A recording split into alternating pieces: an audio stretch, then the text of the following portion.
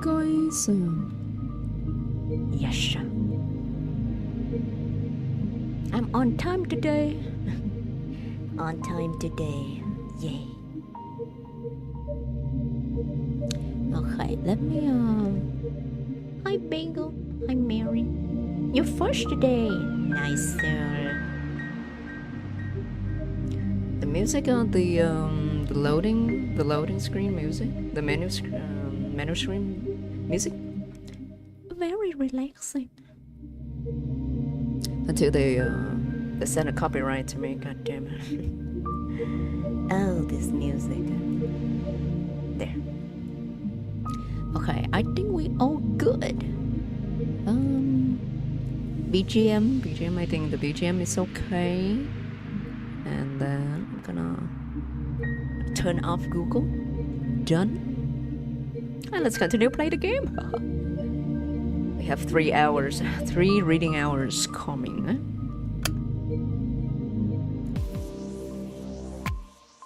Okay. I need to do a little bit of recap. I need to do a little bit of rewind. What happens in the previous part? Hi, Bagel. We know a little bit more about Ira from Marina. Like, how do you say it? From Marina perspective, from what Marina know. So we know that Ira is having some kind of brain problem, and she's been struggling with it. She didn't take her med recently, and now she's disappeared.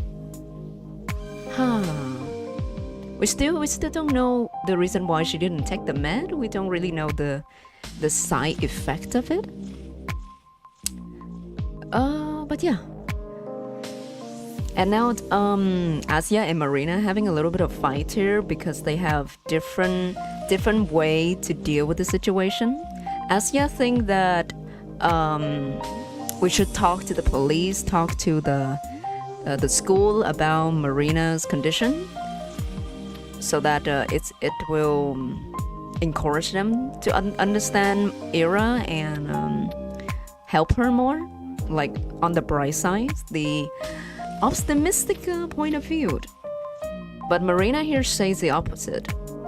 Marina said that if they know more about Ira, they would blame Ira more. They would be like, oh, it's because she had this, that's why she behaved like that.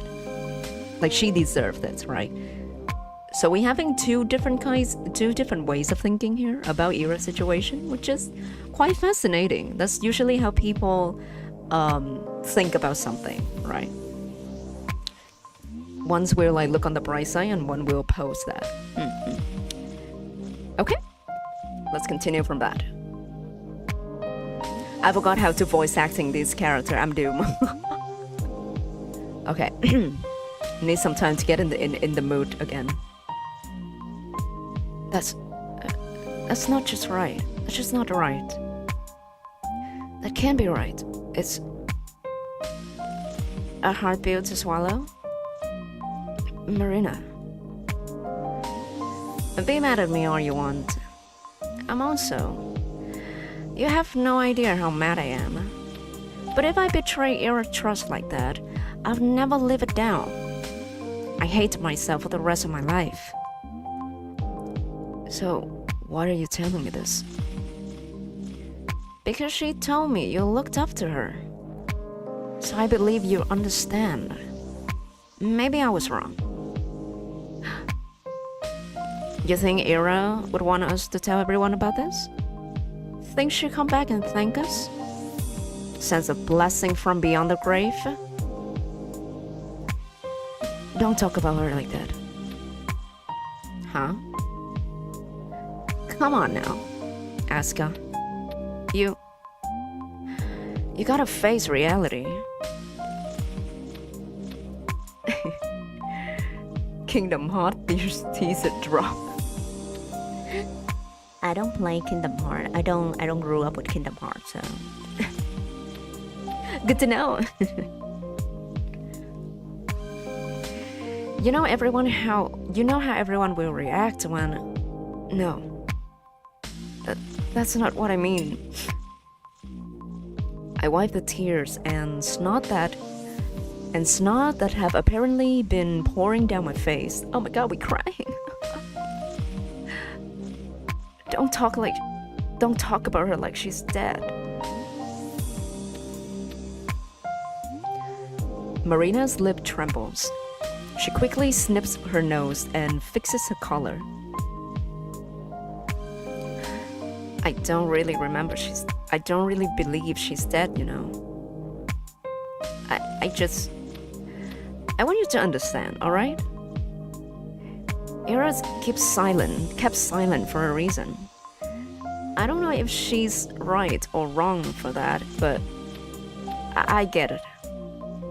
When people learn about those things, it never turns out good. It's just degrading. I understand. Do you? Yes. You're probably right. Not about everything, but about Ira. I can understand that. But Marina, you're so afraid, aren't you? Huh? If everyone learns about your family helping Ira with her condition, they suspect left, right? Well, you said he got her this rare medication. Did Ira's parents know about that? No, but I don't think you're allowed to do that. Are you? Marina, you're a little selfish, huh? No, I'm just... It's okay. I don't even worry about Ira. Really. You helped her because you care about her, right? Your brother too. Of course we did. Yeah. So please, don't pretend. Don't pretend you're keeping quiet only for her sake. Or for the sake of Talik. I mean, I'm not pretending. I know. I know. I just want to say that I don't think it's bad that you're also worried for yourself. That's all.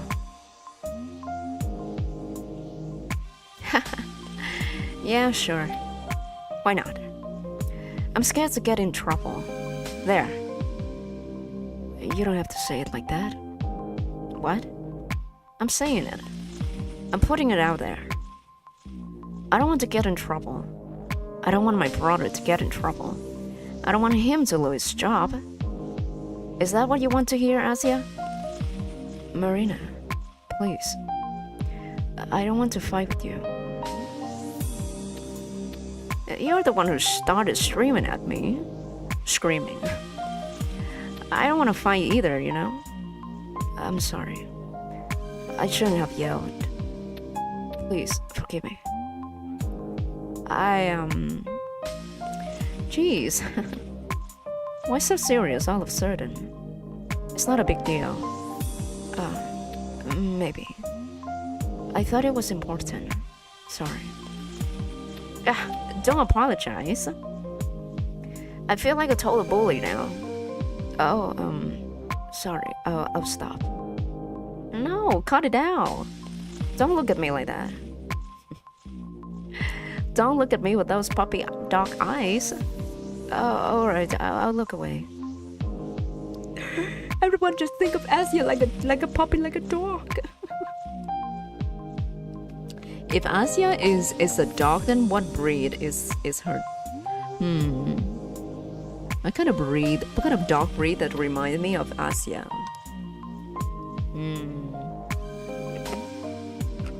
I don't know. She's a very shy, timid dog. But very kind of like introverted at first, but if you get to know her, she will open up to you.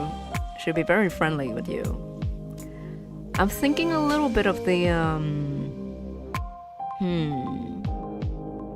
It's a bit hard to pinpoint. I have the image of the dog in my head. I just don't know how to call that kind of dog. Maybe just a puppy. Maybe just a random puppy. You. Crying out loud. Marina chuckles and lowers her head. Her smile is wide and tired, but for some reason I don't feel sad looking at it. Something about her defeated expression makes me feel hopeful. That doesn't sound very nice when I put it that way, like that. Sorry. I got carried away as well. Oh no, not at all. You weren't rude or anything. No, really. I'm not usually like that. I don't talk like that. I know. And you're right. I said it in a nasty way, but you're right. I can come up with 100 of these noble excuses, but they're just that, excuses. I'm just trying to keep my nose clean in the end. It's really lame. That's not true. You need to look out for your own family too. All of the good you did for Ira's sake still matters. Please don't belittle it like that. Maybe it does. Well, I don't know anymore. Everyone just looking to save their own skin at the end of the day. Every man's an animal, and yeah? That's not what I meant at all. No? I think you're still a very good person, Marina. Damn, my theory was wrong. The theory that Marina is the culprit was wrong. So Ira just... Maybe Ira just unalive herself.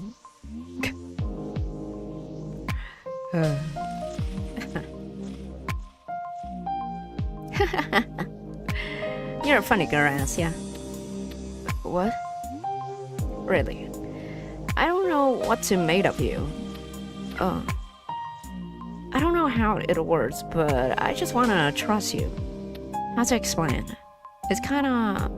It feels like you never judge a person. Oh, we judge a lot. We judge a lot. Asya is the embodiment of we listen, we don't judge, outside. But inside she has a lot of opinions about people around her. Really? As far as I thought you were like really innocent. Not dumb, but maybe a little dumb. Sorry. A very funny joke. I don't think that's really true, though. I don't think you're naive. You know, I can usually make an easy read on people. With you, though, well, maybe it's because I only met you yesterday. But you're really nice, Asya. Nicer than I could ever hope to be. No, please don't say like that. Nice is meaningless when applied to me. I'm not really charitable. I'm not really kind. I'm not really honest. I've been nothing but a hypocrite this whole conversation. But Marina say all of these things so genuinely, I don't have the strength to shut them down. I should shine. Next Z.A.T.O? Yeah. Playing Kingdom Hearts? No, I don't play Kingdom Hearts. I know nothing about Kingdom Hearts. It's like that love letter, only the other ways around. Oh, sorry, this is this is still our monologue. But Marina says all of these things so genuinely. I don't have the strength to shut him down. It's like that love letter, only the other way around. Return here. Her kind words aren't really true. This time I am aware of that, while Marina herself has no idea. Her kind words aren't really true. This statement could be like a fact, Or this statement could be like the reflection of how we think about Marina. How we project what we think on people again. Asia is a very unreliable narrator. What did the bartender say to the horse who came in? I have no idea, Sunshine. Hi, Zodiac. Welcome to the stream. Does that diminish the value of those words? No. Marina didn't choose to be wrong. Kindness can be misguided, but it still deserves appreciation. Interesting ways of thinking. That's really interesting. Even though that when someone says something kind to you, even though they didn't really mean it, it still has some kind of value to it. Interesting way to look at it. It's not like it's kind of like a white lie, right? It's kind of like a white lie. It doesn't mean that you're evil, and it doesn't mean that you're not genuine at all. Hi, Sunburn. Oh, welcome to the stream. Why the long face?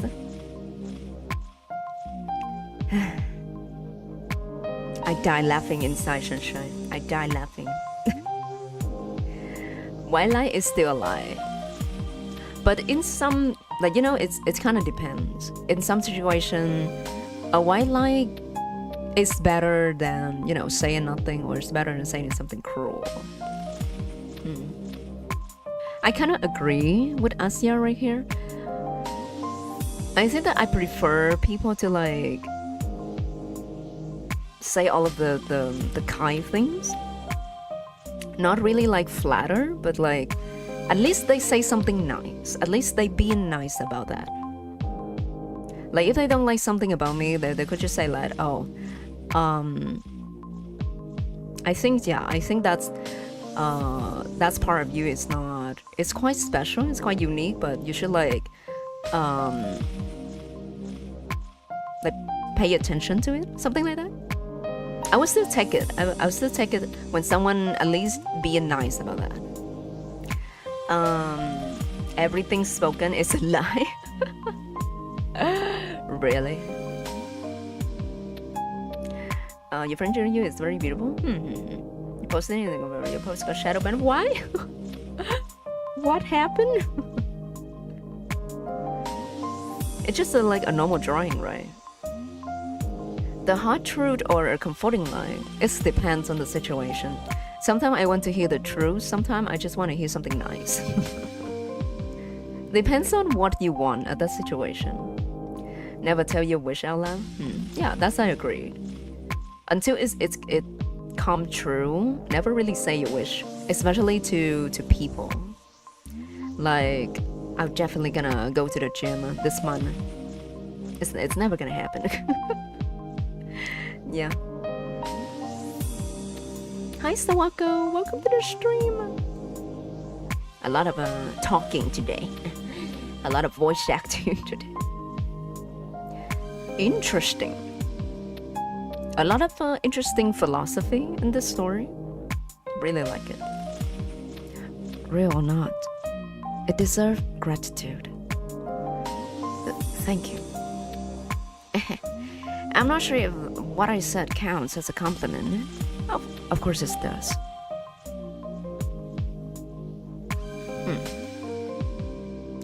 I look into the world, a world where everyone is kind to me, a world where every sign I see is beautiful, an unjust, lovely world.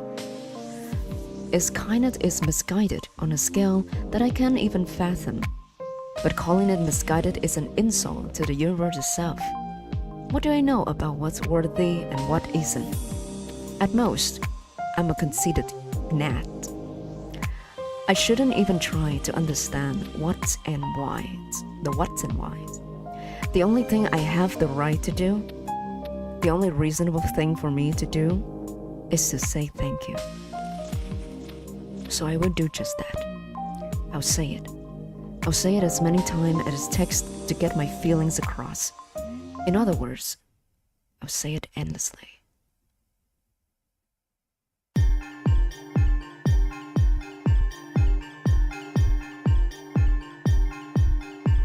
The music changing is crazy.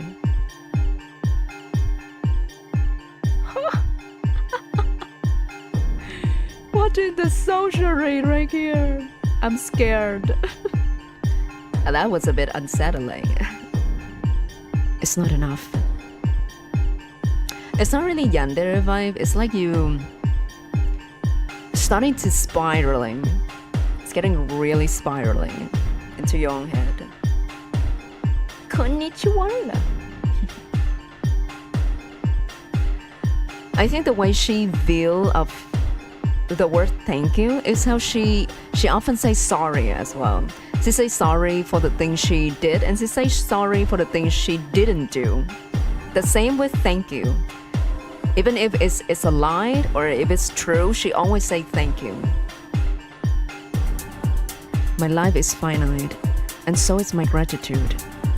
It will never be enough, even if I keep living until our dying sun swallow the earth. It's a promise I will never fulfill, so I'll retract it. I apologize. I need to try a different approach. The number of gratitudes I can express will always be finite and meager. But what if the gratitude itself becomes infinite? An expression of endless gratitude. Is that possible? Does it sound right? I can repeat my thanks for as long as I live, like a pulsar emitting wave after wave of electromagnetic radiation. Just like that, yes. A pulsar's radiation travels endlessly inside a vacuum. Mine should be able to do the same. But right now, my signals keep getting buried under the 10,000 kilometers of our planet's atmosphere. They're too weak. They dissipate under the weight of over 5 quadrillion tons of air. Well, not as much if they travel straight up. But I'm not good at math to do the numbers. All I want to know is, my signal isn't strong enough. So then, what can I do? I could become an astronaut and fire up my messages from orbit. That has to work. Except I don't have anything it takes to be an astronaut. The next best thing would be to send a strong radio signal from the surface. But sending a transmission powerful enough to break through the Earth's atmosphere requires equipment that's way out of my reach.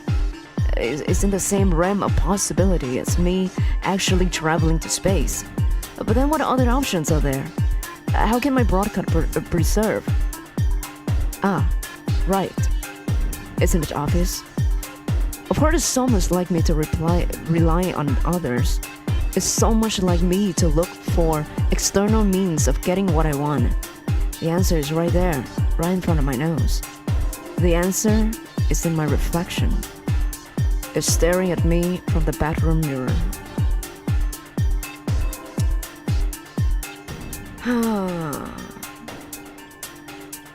She INFP, sure. Yeah. It had to take like a like mind, a similar mind like Asia to understand what she talking right now. Or else you would think like, what the hell is she talking? What the hell is this girl yapping? Oh my gosh, she is so into her delusion. It's so much like me to rely on though. It's so much like me to look for external means of getting what I want. Oh my gosh. Asia, calm down. Has anyone here tried the MBTI? I did take it one. I think I was like, I forgot what is my type. Damn, I forgot. Mental health problem. It's not really. For me, I wouldn't say it's a mental health problem. I just say that people's brain works differently. People's brain has like different way to function, different way to perceive the world.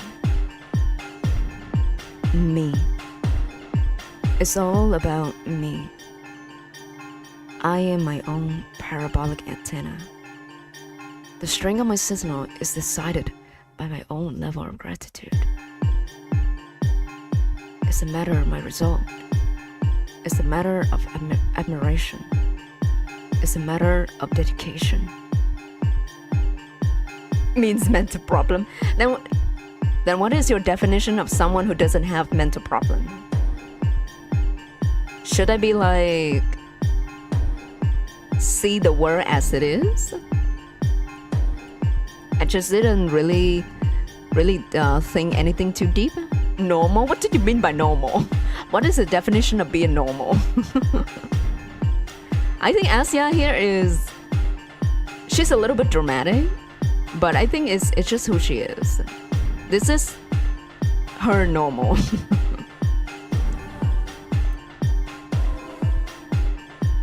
Okay, I will check what I am.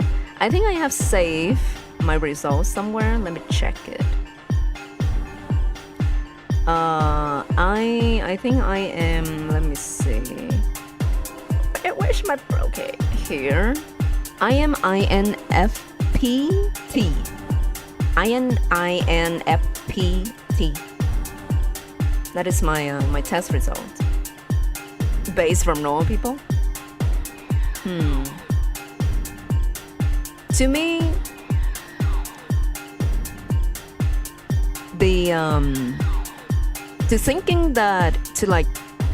thinking of a normal person, and then you apply that standard as a normal person to everyone, it's kind of also like diminish your own identity, diminish everything about you. And for example, okay, a normal person to me is a person that have a job, has a very strong mentals, and they have friends. They're just like an NPC in the video game, exactly, like precisely. And then you apply that to everyone.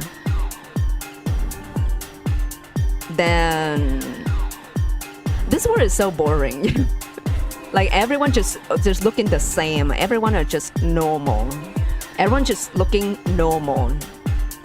Like damn, where's the color? Where is the nuances?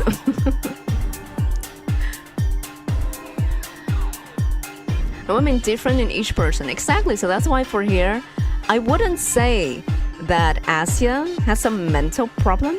She does have a lot of mental issues she needs to deal with, but her core is not normal. I mean, her core is normal to me. As like, yeah, it's normal to her.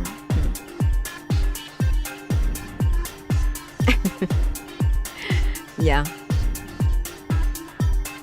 So I think I would choose the word special. I would say she's special. That's it. Yes, but that doesn't make her not normal. Because if you say someone is not normal, that means you're putting a standard on them. Like you're putting a kind of standard. You're putting like a filter on them. Like you only want to take the things that looks okay to you, that look normal to you. But for me, I would just look at a person as the way they are. That's it. And what's she trying to say in here? That in order to evaluate her work, she has to like looking for what people think about her. Yeah. All of the things she's saying right here is that this is her way of living the world. This is her way to navigate the world. She has to looking outside to find her value.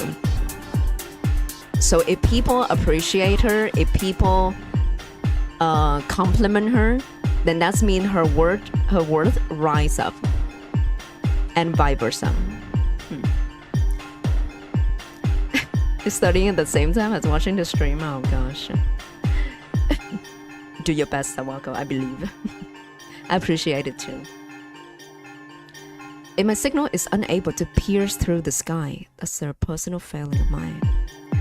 That's something I'm responsible for fixing. Can I do that?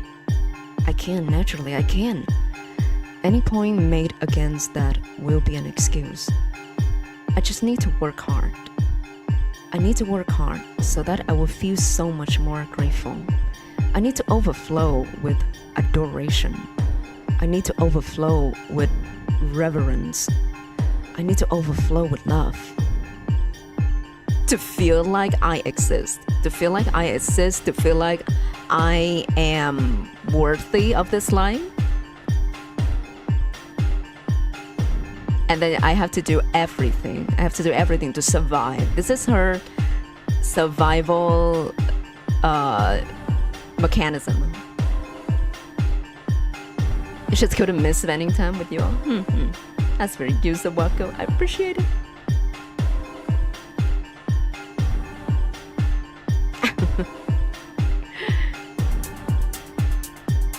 No, man is an island.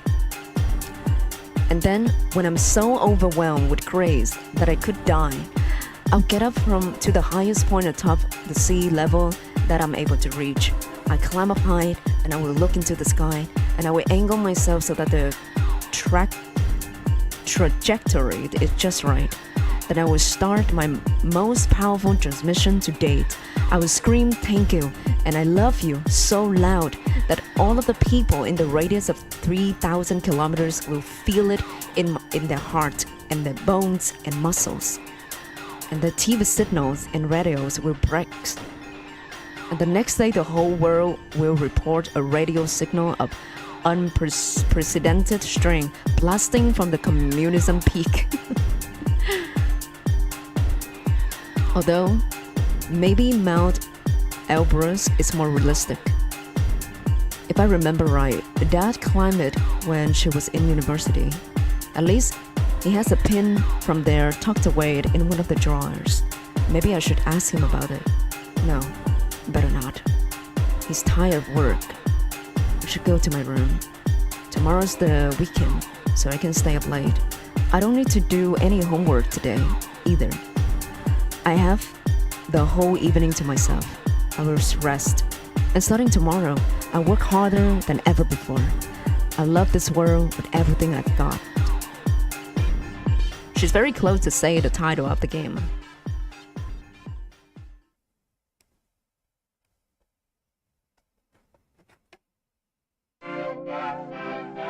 Whoa. Interesting background. This background music is the background music is very fun. It's kind of like a disturbing lo-fi.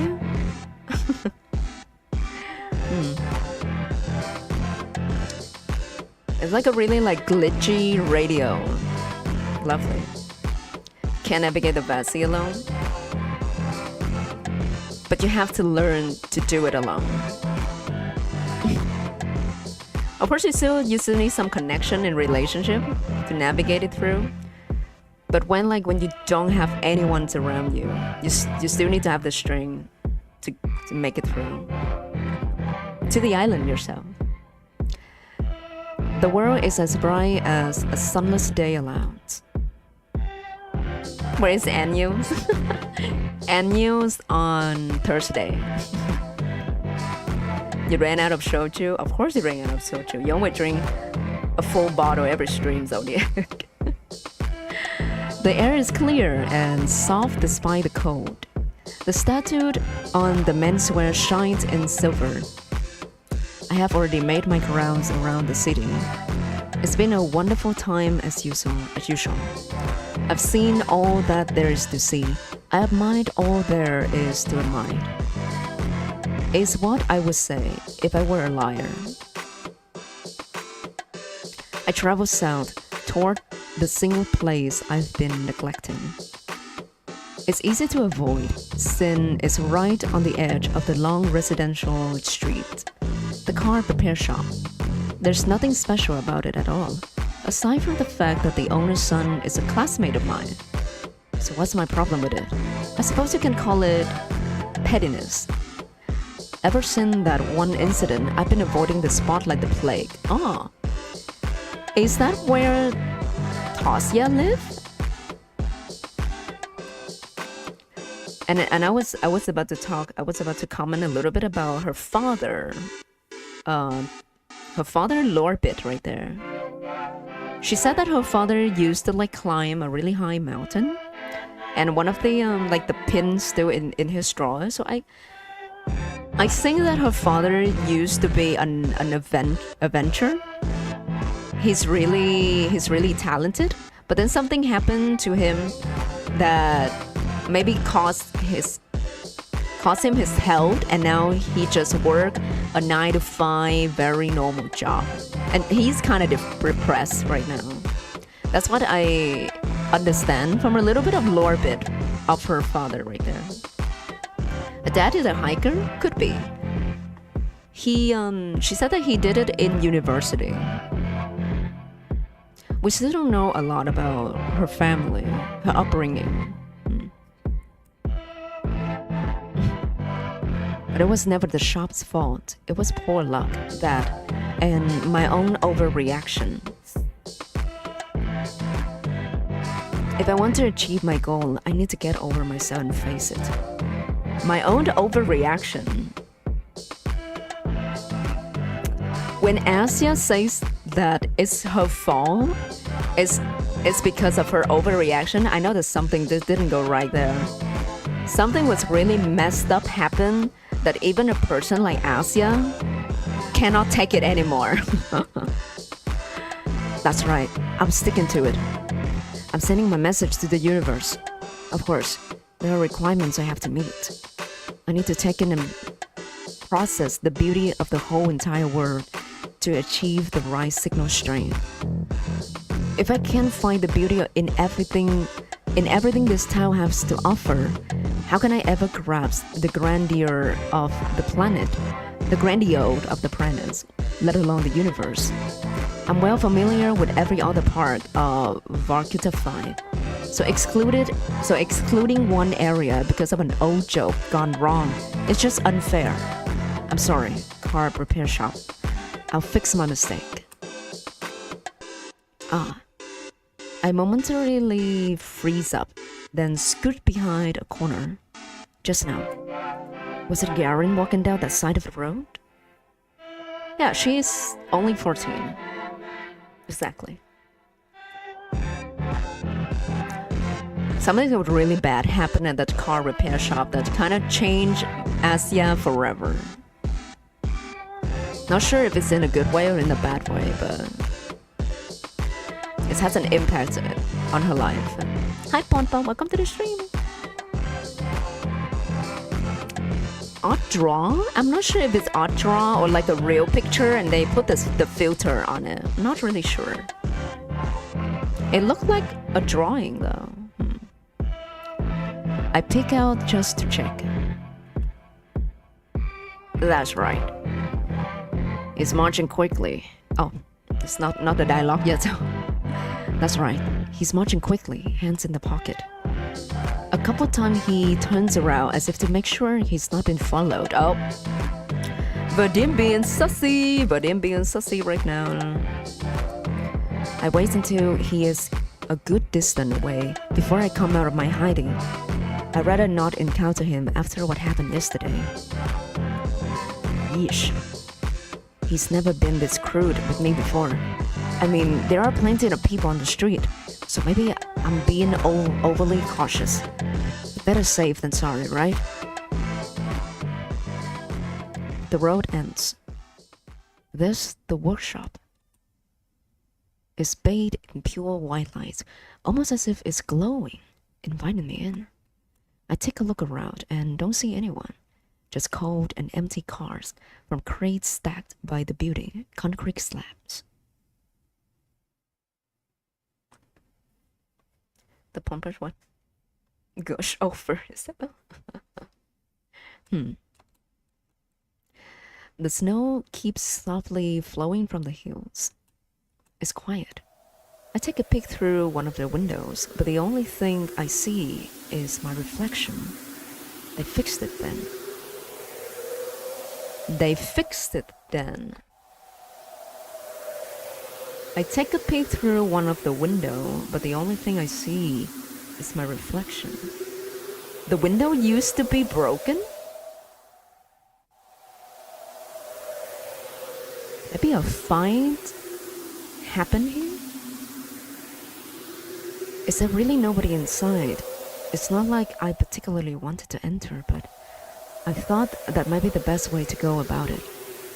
Have a quick glance, see how normal everything it is, then leave. Nice and simple. That must be the window.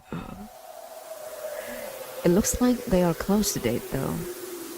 I was certain they worked on Sundays, too. I should just check the schedule at the door. Sound like a gas leak? It sounds like a really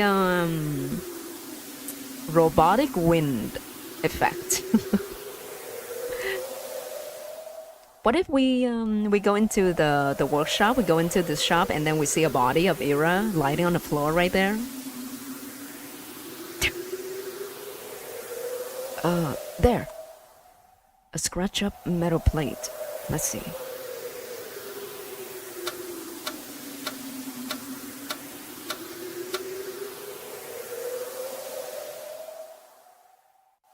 The opening hour. Oh, that's dark. I have to think of the worst situation so I won't get jump scared. If they jump scare me with a dead body of Ira, I would be like, I told you so. Told you so.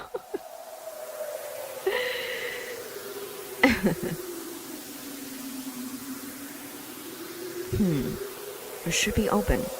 It's Sunday, just past 12. I knock on the door, then give it a tug. It won't budge. I give it another tug, and then a push. That's strange. Maybe it's not the time yet. But when, if not today? Would the universe really hold me back like that? No. Let's not jump to such conclusions. The mechanics are probably on lunch break. Of course. Though I don't believe they had it listed. Did I miss that?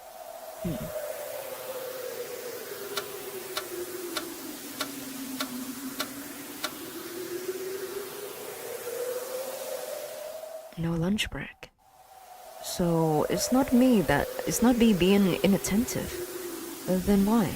Oh, maybe it's some sort of holiday today? I'm bad at keeping track of things like that. Still, shouldn't there be a notice or... Wait. I look over the metal plate again.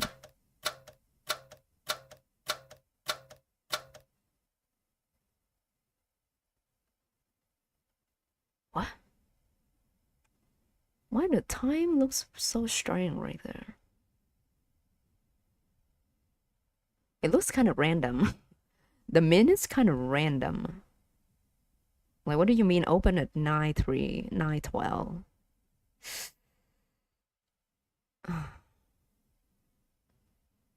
Is this... Does this like foreshadowing of something? Something about to go wrong. Something about to go wrong, guys. Huh?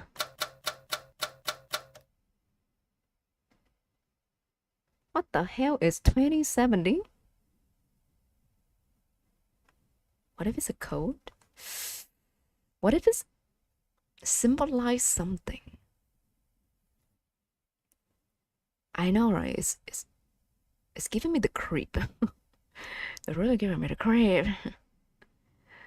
The game is corrupted. Or maybe the character is corrupted, Echo. Wait. Oh my god, even the word Sunday got a little bit distorted right there.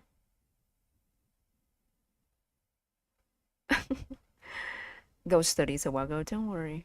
Don't worry, Sawako. Make sure you finish your study before the stream. Always prioritize your study. Bye, Sawako. Good luck with study. Distortion. That doesn't seem like... What? I rub my eyes and blink intensely. Did I not get enough sleep? I'm just not seeing straight. And I shouldn't have read so much before I went to bed. I need to focus. Focus. Focus. Focus. Okay.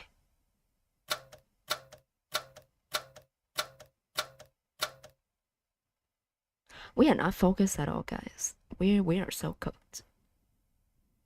We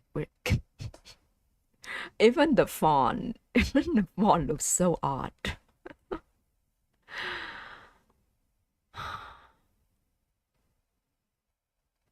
The fact that there's no Saturday anymore. What is this indicating? Bye, Sawako. It's indicating that our memories, our memories starting to kind of messed up, or we're trying to rationalize why the shop didn't open on Sunday. Are we trying to rationalize in our own mind? I think we need to take some med too, like Era did. Huh? There's no more Sunday.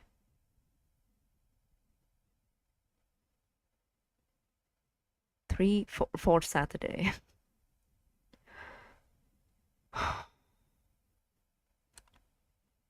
I don't.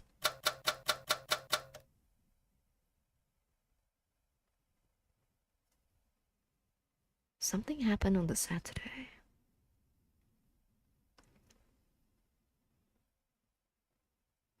Does this indicate that the incident happened at the shop? It happened on Saturday? And I think she's kind of like reliving her trauma right here.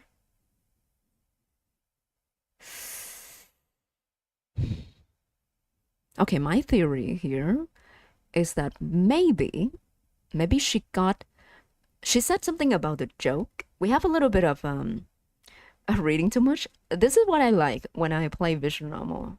Visual novel, having different theories, reading through the lines and all of that. So I'm just enjoying the story myself.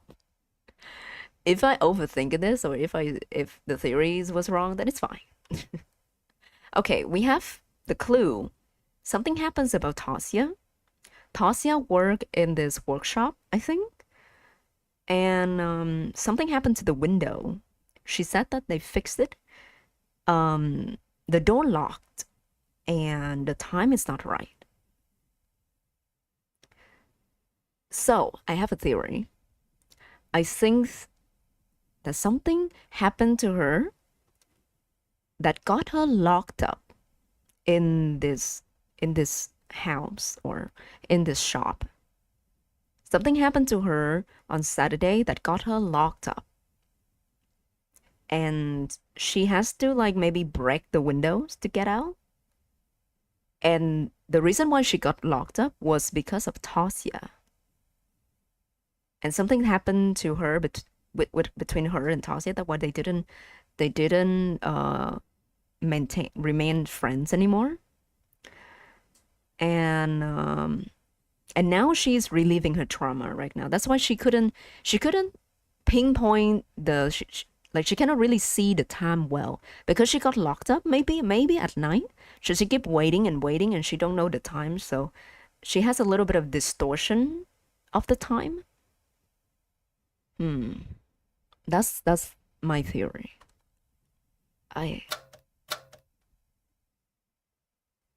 Sunday close indefinitely.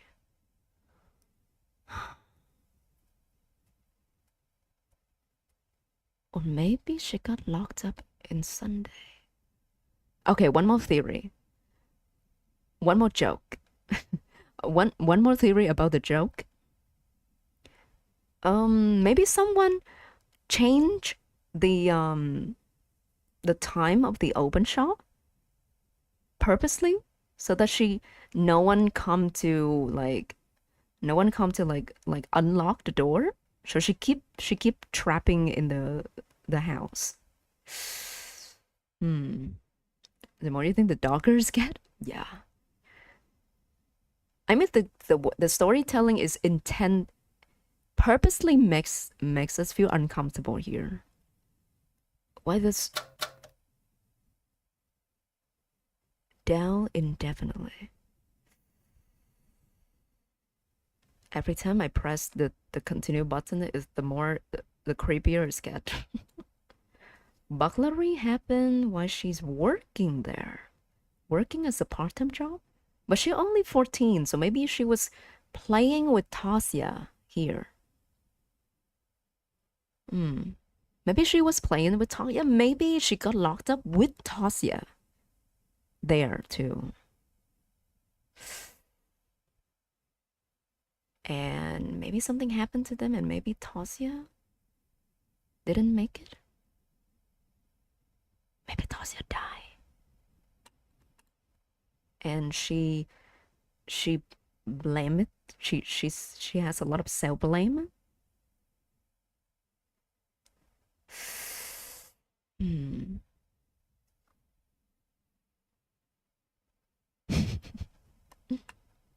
It's okay. I got it. I know what this is. I shut my eyes. Okay. I need to look away every time that there's a screen change so I won't get jump scared, hopefully. Hopefully they won't jump scare me with the sound effects. I shut my eyes. It's just a dream. I've seen these things before. I come to my apartment door, but the number is all messed up and wrong. I need to make an urgent call, but the rotary dial wraps into the spiral. I'm running through my school and can't find the right classroom because the number I need doesn't exist. Am I playing a dog? Yes. I'm playing this in my room, and of course it's getting dark. I only have the yellow lamp next to me, so yeah. Makes the experience of the game extra creepier. Extra creepy. Must be different over there. I think she's reliving her trauma right now. I think she's keep having nightmare every night since that incident.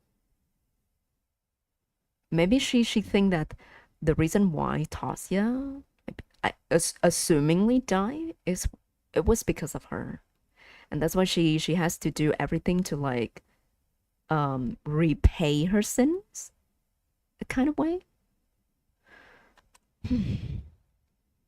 In times like this, I need to firmly close my eyes. I need to understand this isn't real. And I think it's in Bulgarian too. She got glasses on. It's bad for you. It's fine. It's for the immersion bagel. Then, when my eyes open, I'll be in my room. We say, I'll see the morning light beaming in through the window, projecting a mirage square on the wall. I'm scared. I feel like this is the perfect time for them to jump scare me. I look into the sliver of the sky outside, and it will be a soft clear pink and blue.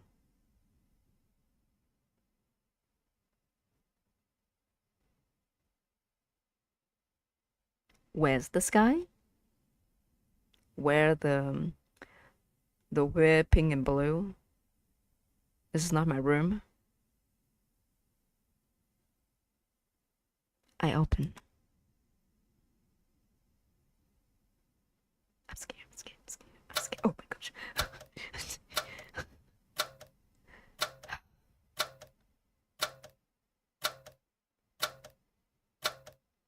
Sunday is closed.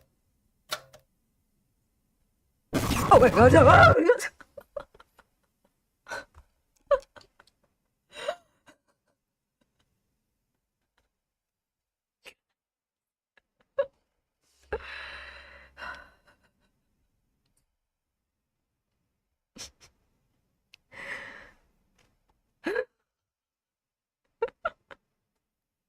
What did you mean schedule?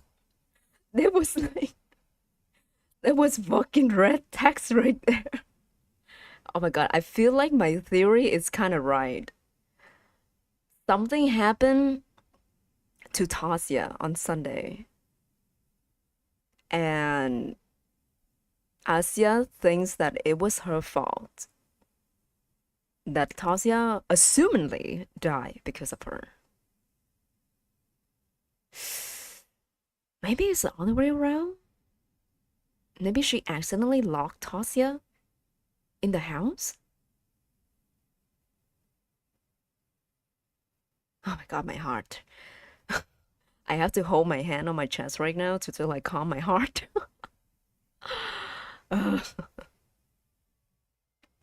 This is why I don't play horror games, guys. I'm gonna have a heart attack one day. I'm so scared to keep pressing play, guys. Guys. I see. That's what it is. Oh my god, please! Get! Guys! Guys!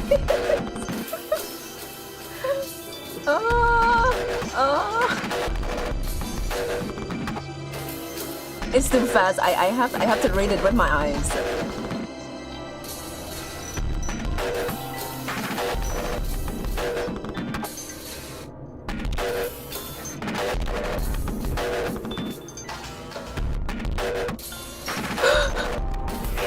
Oh my gosh, I have to use the hand to cover the screen right now because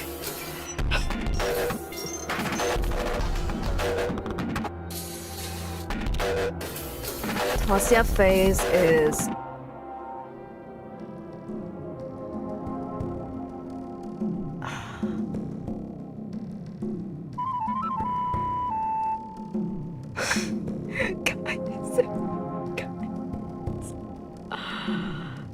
what the hell?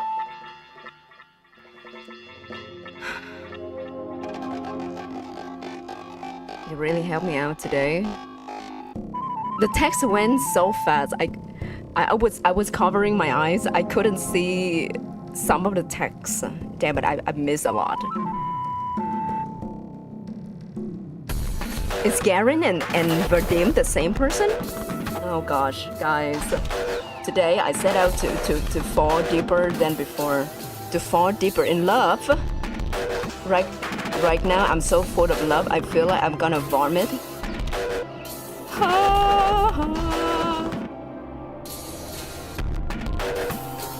She's like trying to gaslighting herself so hard right now. And I'm trying to use my hand to cover my face right now. So I would not look at anything on the screen so I can sleep well tonight. Hopefully.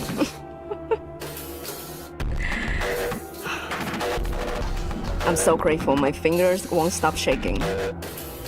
Thank you for them. I won't forget this till the day I die. What's a heart rate tracker?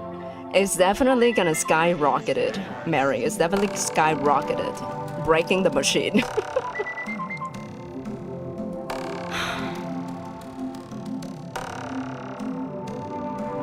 So this is the reason why she let Vadim do all of the shitty things to her, because she feel like she deserved it. She feel like she was paying for her sin, or maybe she was repay the kindness in quote of what Garen do right here. And I think Marina knows something about it too. Oh gosh. When I look in the mirror, I saw what? Oh gosh! The window still won't let me peer inside. It was too bright, so all I see is my own silhouette. Guys, anything happen on the screen right now? I cannot see it clearly because I'm covering my my face right now. Okay. The camera cannot track my model properly. I'm sorry. Oh, guys. guys, I'm scared. I'm scared. Oh, what is...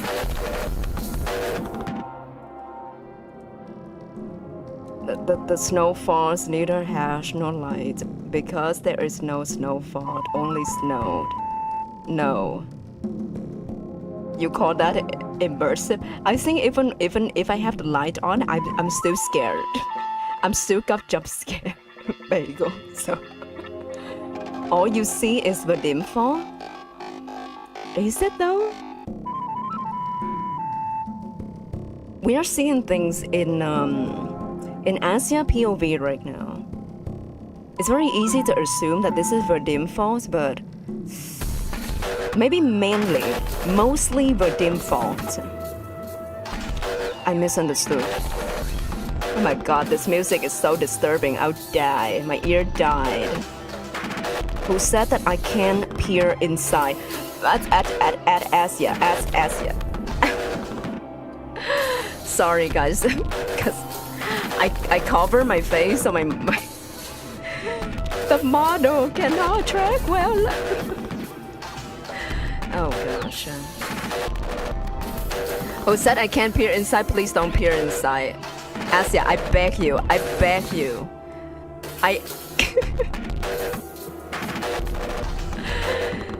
I want to have like a black screen, white text, quiet right now.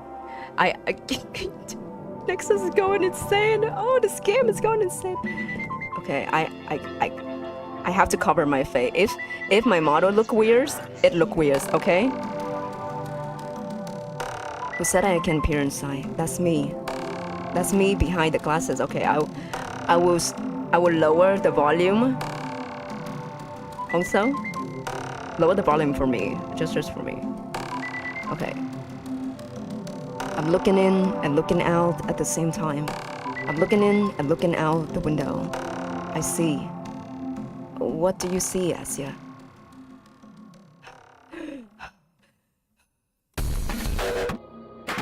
What do you see from the inside of a sealed body shop? Why the word sealed body is so sus, guys?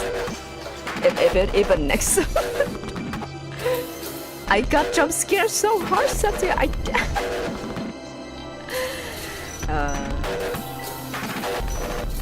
Huge massive emotion. Oh my gosh, I really want to cover my face so I wouldn't see anything on the screen, but at the same time it would bug my model. You know what? I'll sacrifice the model. I'll sacrifice the model. I can. Okay. The same thing you see from the outside, Asia. The same blue sky, the same infinity, the same unfashionable coat. Oh, what was that? That's what? That's what? Nani? What a freaking heartbeat! It smells oil. Oh my god, the whole shop got burned out or something? And having a good sleep tonight. This is not my heartbeat right now, Sky. My heartbeat right now is like... or my heartbeat will be like...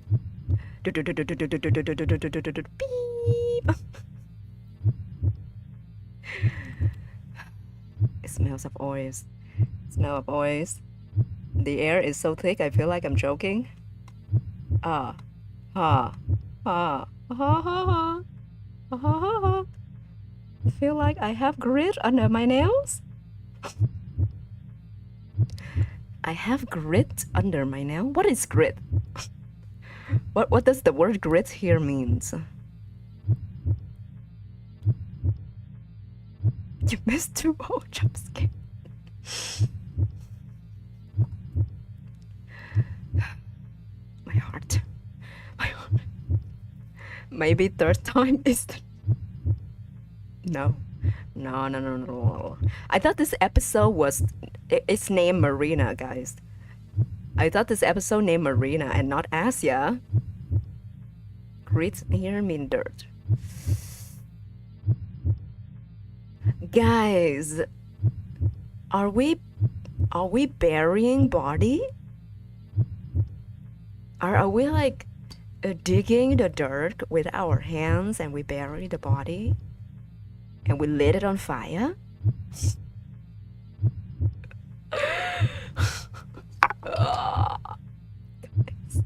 Story just getting darker in my head, guys. Maybe it's not what I think, guys. Maybe she didn't say that I have grit under my nail. She said that it feels like. My hands are cold. It's dark. Yes, the story is very dark right now. I'm scared. Am I covered in dirt? What? What is the story trying to telling us here? Are we the one bury someone or someone bury us? Is this some kind of like just a joke?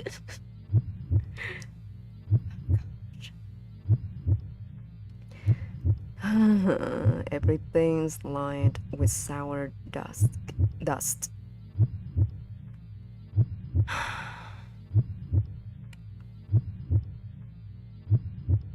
I'm not sure if this is like she getting buried or this is like the feeling she feeling right now. She feeling like she under the ground. She buried under the ground. I'm not sure anymore. You're so hungry you could eat an uma. So hungry you could eat an uma. Also one of her mental issue. I think it's one of her trauma is the better word to describe this. Okay, let's continue. As if the voice sticks to my skin and coats the inside of my mouth and lungs. She depicts this so detailed that I feel like she's being buried right now. But it could also mean that she's describing her feeling right now. The reason why my model is frozen is because I'm still covering my face with my hand right now and trying to like peeking through the gap of my fingers. If the model bugs, okay? It almost enough to make me puke. Gosh. Come along with me.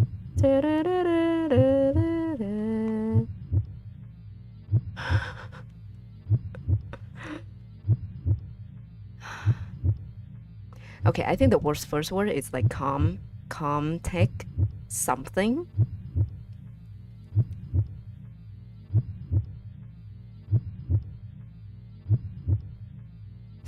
Smash it to. Oh gosh, I'm scared. Maybe this is Tasia last word. Tasia final word. Okay, guys, no more jump scare. Please. When that he kindness. What are they saying? Are they burying us and they yapping? Gosh.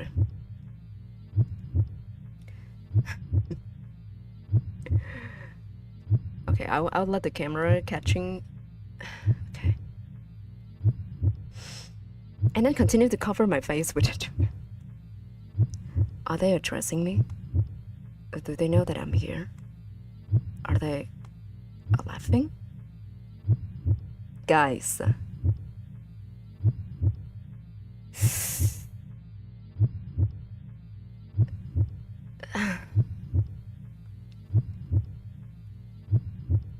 Meiko. You would write this kind of disruptive text in Japanese? Japanese are professional at writing this disruptive text, Z.A.T.O.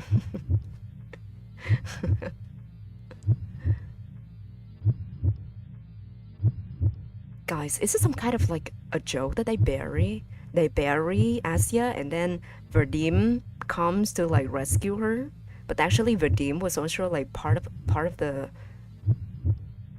plan. This is so confusing, guy, and I don't want to keep playing. I don't want to get jump scared for the third time. The voices has become completely unintelligible. The wall between us is becoming thicker by the second. I have to cry out to them. Are we about to hear Asia screaming next?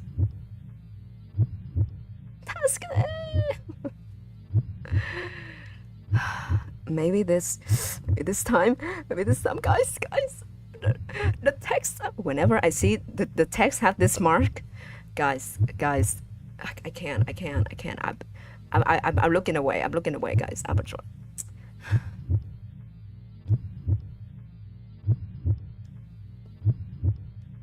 It seems like we cannot scream, guys.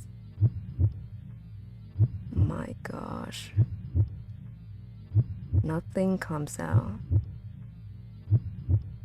Oh my god. This is why Asia, maybe this is why Asia became so soft-spoken and so introverted.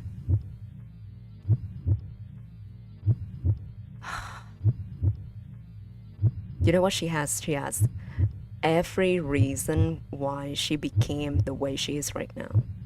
Everything makes sense, even though I still don't know what really happens here. The trauma this girl went through, guys, and she only like 14. Oh gosh, okay, continue. Nothing comes out, or does it? Or did she like scream really hard, but no one really hear her? Because they just left her here. It's like my words collapse against the wall before they reach them. A wall. That's right. It's a dark metal wall. A dark metal wall.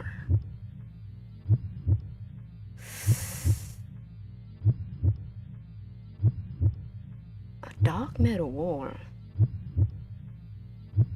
Maybe in a kind of room?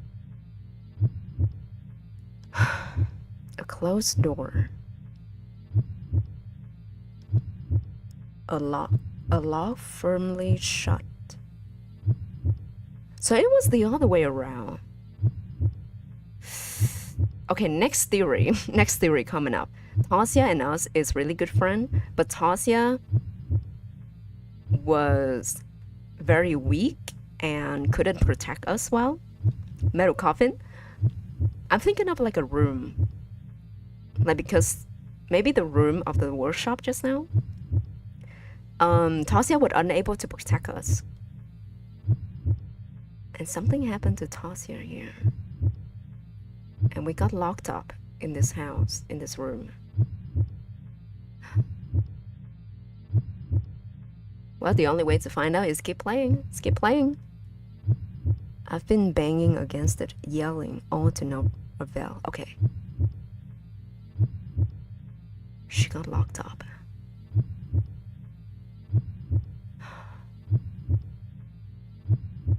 She got locked up in the room.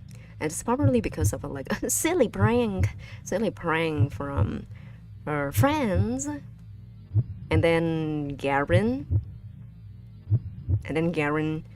comes to get her out. And that's why she said that she really grateful that she thanks Garen for it, but actually Garen was also like part of the gangs. Like Garen come up with this joke as well.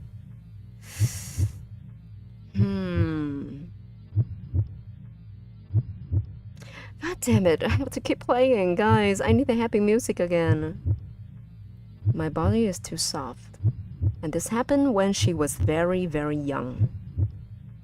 I would say like 10 or 11. My works are too weak. My outline is too blurry. Of course, I can break through. I'm no more than a shadow. A dirty, dusty, gleaming shadow that reeks of petroleum and sweat.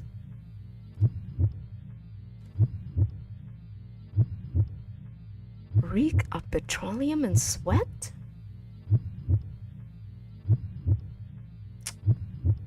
A place with a metal door and has petroleum inside. And it's really a really hot room.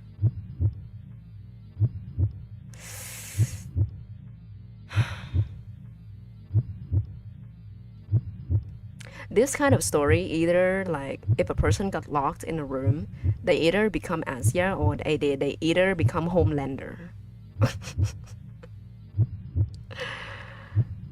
Why is a shadow afraid of the dark? A rainbow drop shouldn't fear the ocean. That's because you're not the shadow. You're not the shadow, Asia. A fragment shouldn't fear the whole. Perhaps it didn't know it was a shadow.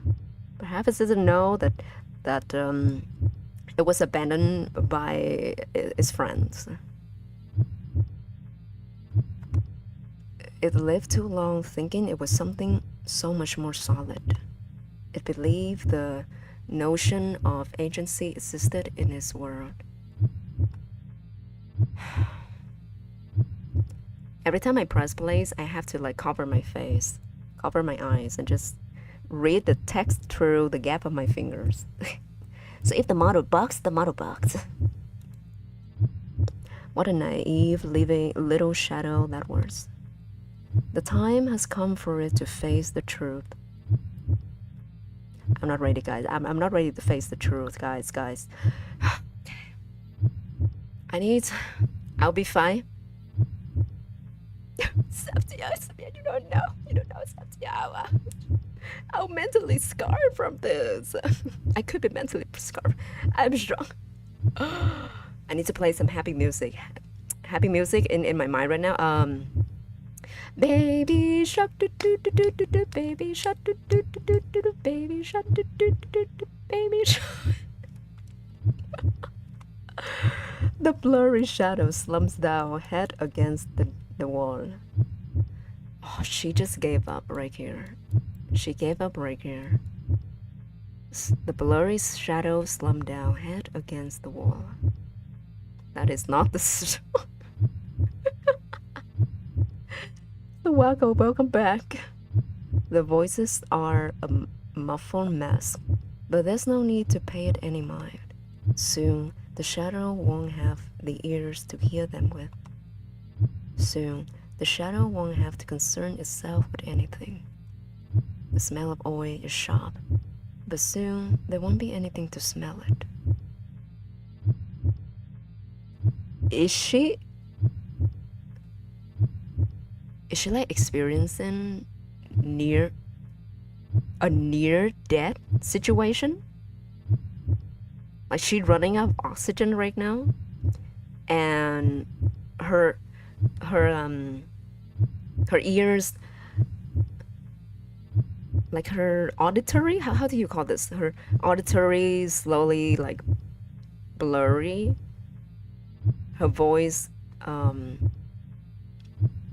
drier and drier, and then oh my god, this is she describing this like a near death situation. And it happened to her when she was really young. And it seems like the parents are not here. Seems like her parent didn't handle the situation very well. And that's why she didn't really stay at home often. God damn it, this story. The floor is cold, but soon there won't be anything to touch it.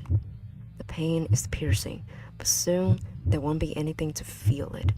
The writing of this story is so good. It's so simple, but it's so effective. It's a good deal, isn't it? The shadow doesn't resist anymore. Oh, the way she compare herself, the way she think that she is the shadow, because no one really notice it. No, like you don't really pay attention to your shadow. It's always stay behind you, and it's always sticking with you, but you never notice it, and it's always behind you. Not always, but you know what I mean. She think that she is not matter at all. She said that she is so unworthy that no one want to find her. No one want to go out and find her. And that's why she's so fixated on Era disappearance right now. Okay, continue. The void opens its maw. Get out. Someone come to rescue her. Someone come to rescue her. No more jump scare, right? Right? Okay, I'm lower my volume more. I'm having goosebump right now, guys. The goosebump is goosebumping. Huh? What? My head tilts upward.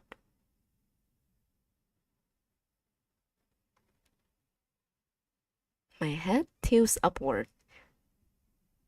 So imagine like she in like a kneeling position.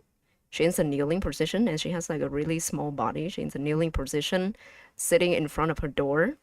And when the door opens, she look up and see the person that opened the door for her. So that's why the head tilts upward. Very effective writing. They don't have to describe everything, just one line, 4 words, and then you can like figuring out the whole scenes in front of your face right now. A clear voice, so clear, it's like the words were spoken right into my ear. Who? I spin around. Oh my gosh, Jesus Christ, Jesus.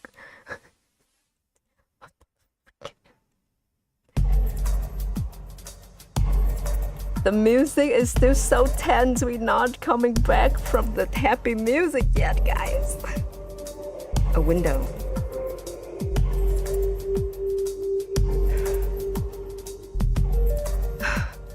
A mild jump scare. A mild jump scare. So someone knocking the window, not the front door? Someone breaking the window for us, maybe. Someone breaking the window for us. A window, was it only there? Pale light seeps through the frost. The thin glass barrier is impossibly far, but maybe I can.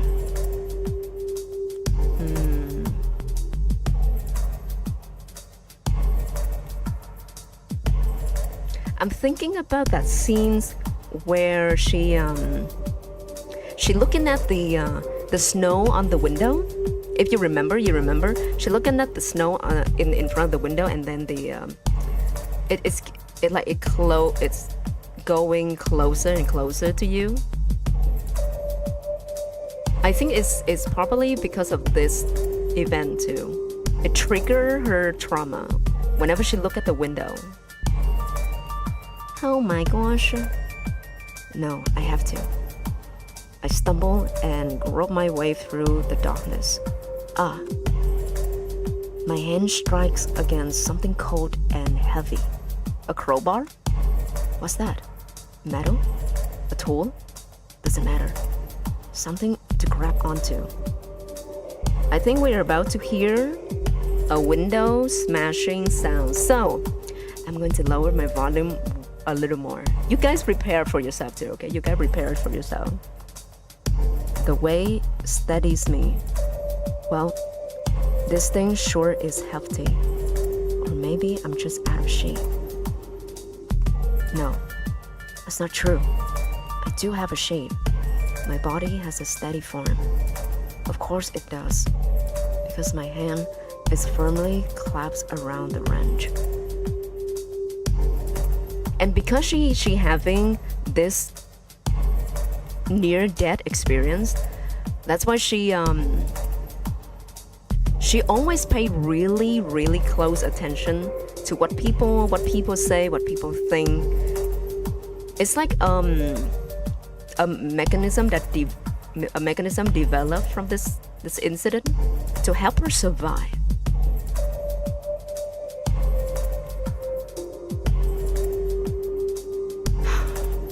And why she doesn't have like the strong mindset like Ira did? Cause she's scared. She's scared that this will happen to her again. If she's like, yeah, if she like Ira. My gosh. I feel like I need to talk a little bit so I can keep progressing this story. I feel its temperature, weight, and texture is there.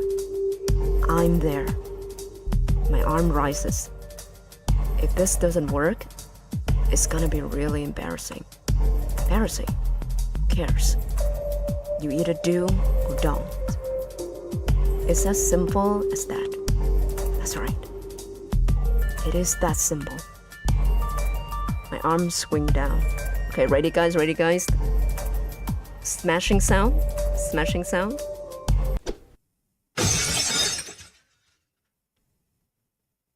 That's not really a big smashing sound. Okay. We see the light, we see the light, whoa, the light. Okay.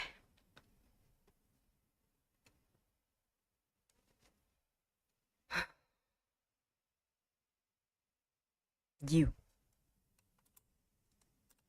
Who are you? I am still on my high guard right now. I'm still ready for the 4th jump scare, guys. I'm not losing up yet. Sia? Sia? Asia?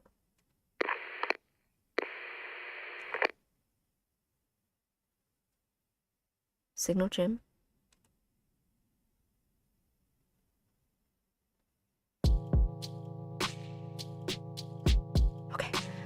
We're back.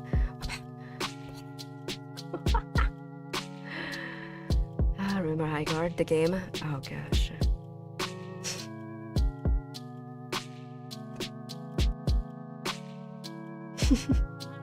You, me, you.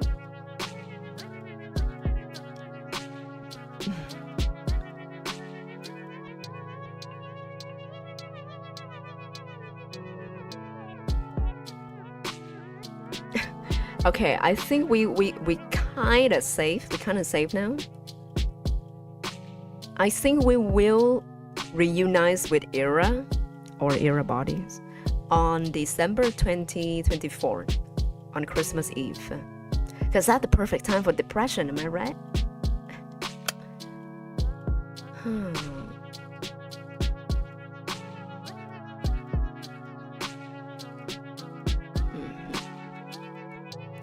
Man, the constant dark is making me depressed already. I hate this time of year. Is it that bad? It's not like there's no light at all. You call that light? It's stinging mist all afternoon. I feel like I've got shoved into a smokestack. Can you go crazy for vitamin D deficiency? Do people die from that? I don't think so. Russian maxing exactly. It's cause it's like a hospital in a horror movie. always talk and having a really like creepy filter on it. Damn, I feel like they could make like a jump scare silhouette right here if they want to. But I think this story it's not about that. It's not about like a scary entity, but it's about the a girl trying to navigate through life with her trauma. And you know what? Maybe this is how Asia sees the world as well. Always dark and gloomy. Personally, I find it rather nice. Everything looks so gentle. Bleh. It just makes me all moody. The guys make fun of me for that. Can you imagine? Ain't it normal to feel down when you're not getting any sun? I heard it's pretty common, yes. You wilt like a sad little flower. Exactly. You're so right. I am a gentle rose freezing to death. I waste anyway. No photosynthetics. No photosynthetics. No waters. No nothing. I need to keep Marina voice consistent because it's changing every few lines. There. You get your sunlight soon. Not until the end of the winter, I won't. Anyway, I wonder how we haven't run into you yesterday. I thought we'd see you by the library or something. Oh, I just went to the outskirts. It's really, serene out there. Are you sure, Asia? Are you sure what we just been to is serene? What do you mean by serene?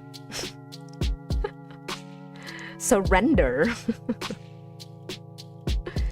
Serene, you say? Yes. It is a little dim right now, but it's very beautiful too. Huh? I never thought of going there this time of year.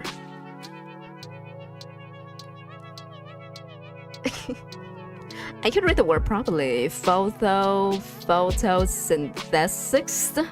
Photosynthesis.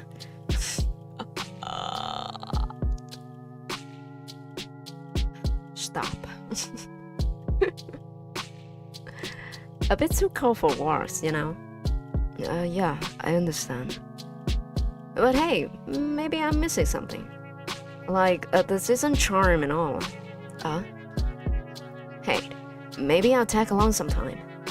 I could use a change of serenity. Scenery. Photosynthesis. Photosynthesis. That would be great. But please do whenever. Yay. Then count me in. You know, our recent hangouts has been kind of sucky.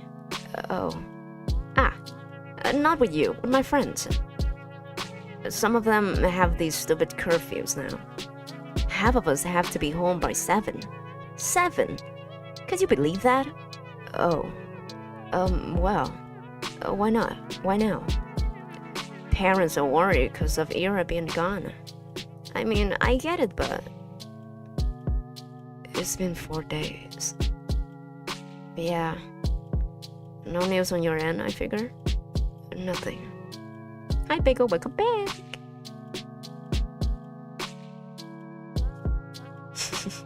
I love the stream.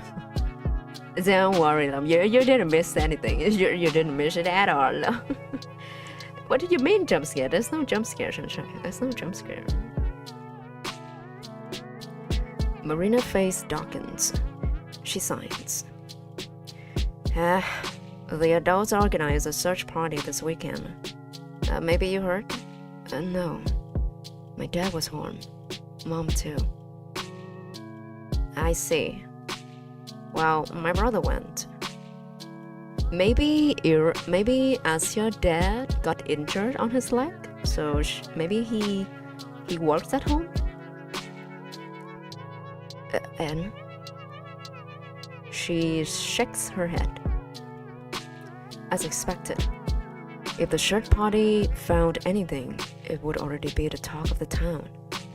It's comforting in a way. It's cute though.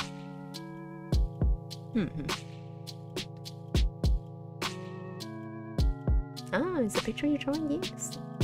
I see it vaguely. I couldn't see like the clear. Let me see it clearer. Oh, it's very cute. Okay. I click on your avatar and see it from your channel page. The nose looked like a little bird beak. Okay. No, wait, maybe. Continue. If they found Ira's body after so long, oh my God, we believe Ira's dead too. What do you mean found Ira's body? What do you mean? There's no jump scare. It's impressive. You mean jump scare 3 times? Cynthia, what are you talking about? I don't know what you're talking about, Shepty. No, I'd rather not think about that. You know what I've been thinking? That she left the city? No. She has to be at someone's place. Ugh. Of course, this possibility has also crossed my mind, but all the argument in his favor sounded either too morbid or far-fetched. Do you mean she was kidnapped? I don't think so.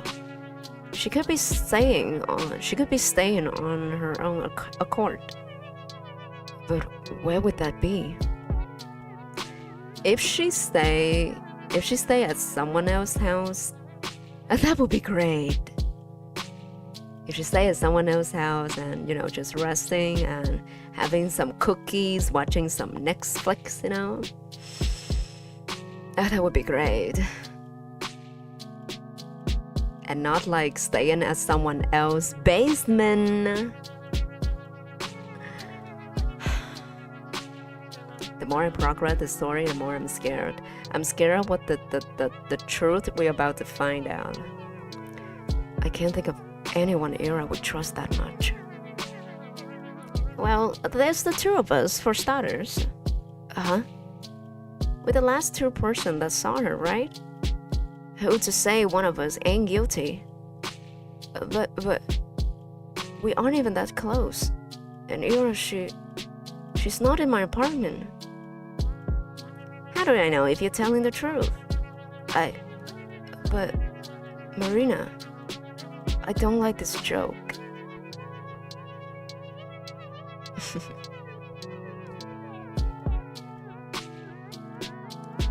Oh my gosh.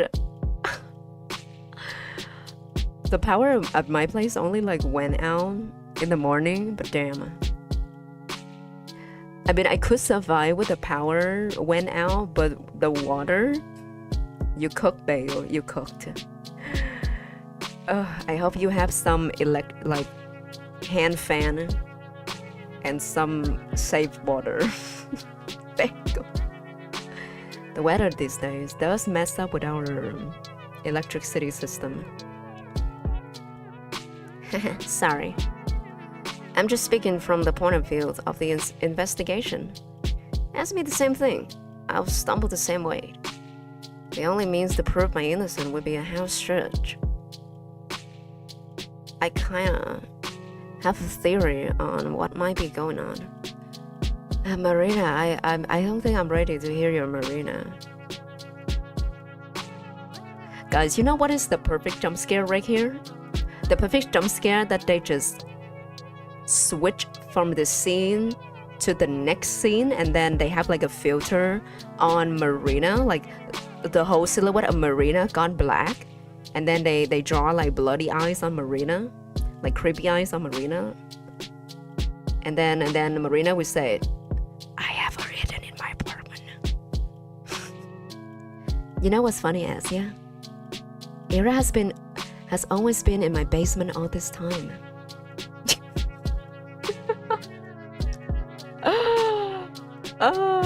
Okay, let's hear the theory, Marina. Surely it's not gonna be something as crazy as what I've theorized. You do? Yep. It's more of a hunch, but the more I think about it, Marina looks around. I don't like whispering about stuff like this at school, though. You know what? How about I call you later? Oh, like in the evening? Yeah. Can I have your number? Yes, of course. I pull out a scrap of paper and scratch the digits into it with a dull pencil. Thanks.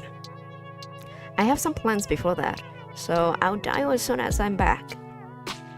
I'm still pretty sus of Marina though, even though They kind of portray Marina as like a really innocent person, but damn. She know Vadim. Surely Vadim has to tell Marina something about our incident, right?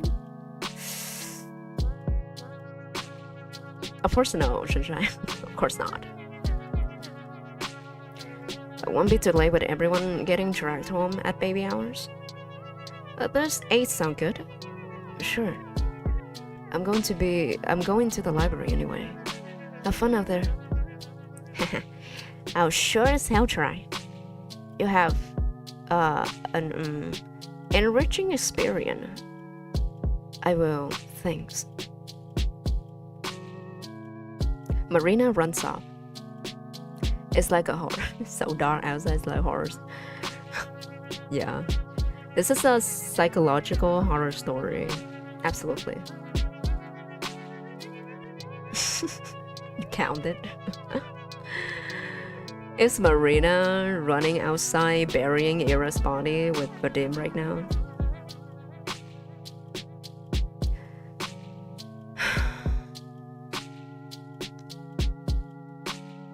Man, now I have to wait until evening to find out. But why does she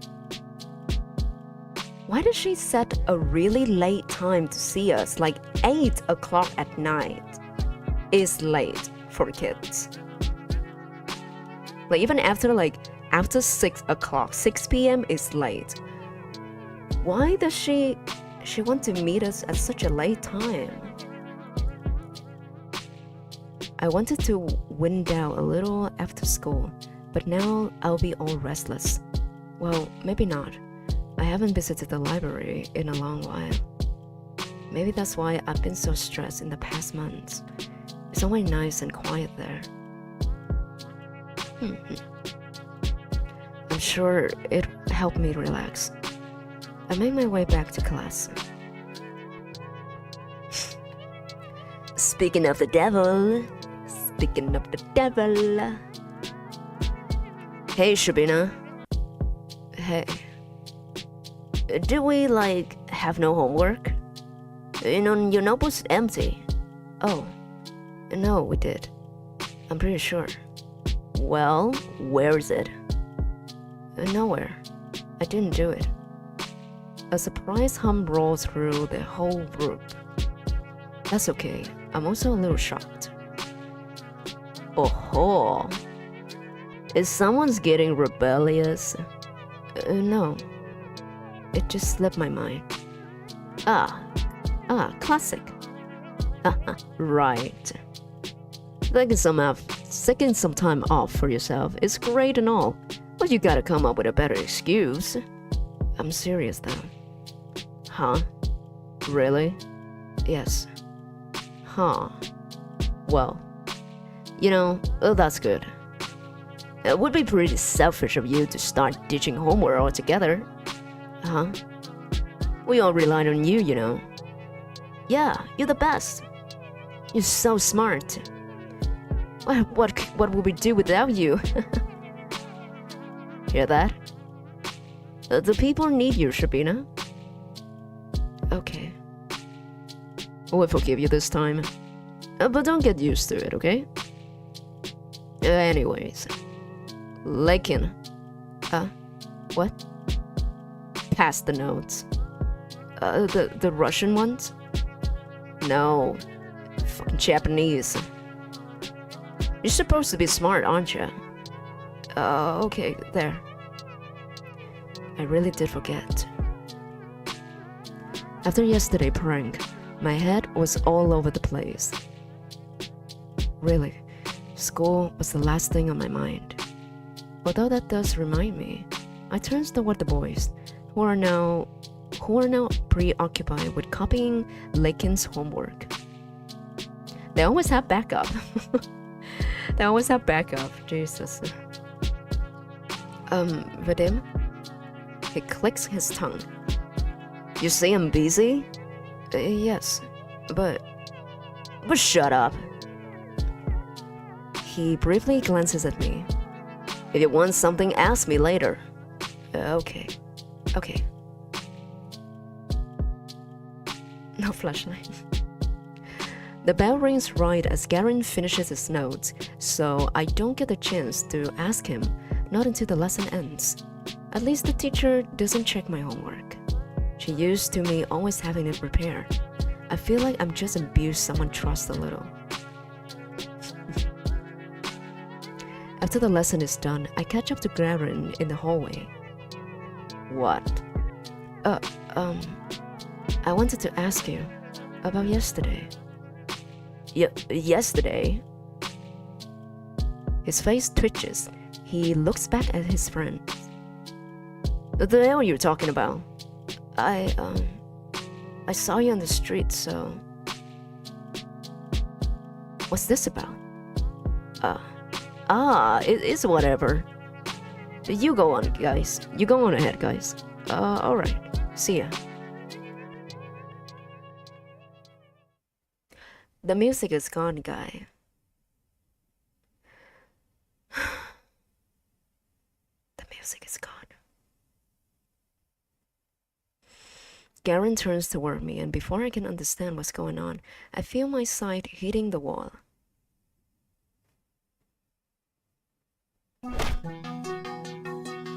Okay, not the creepy music, okay? It'll be fine, it'll be fine, it'll be fine. Ow. What the did you see? He dragged me. No. More like he threw me behind the nearest corner. What the did you see, Shabina? What do you want?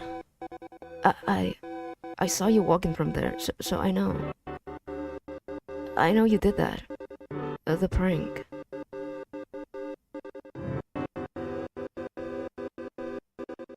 What? The prank at the car repair. I just wanted to know how you managed to do that. And also how you knew. What? We're getting closer to the truth. We're getting closer to the truth.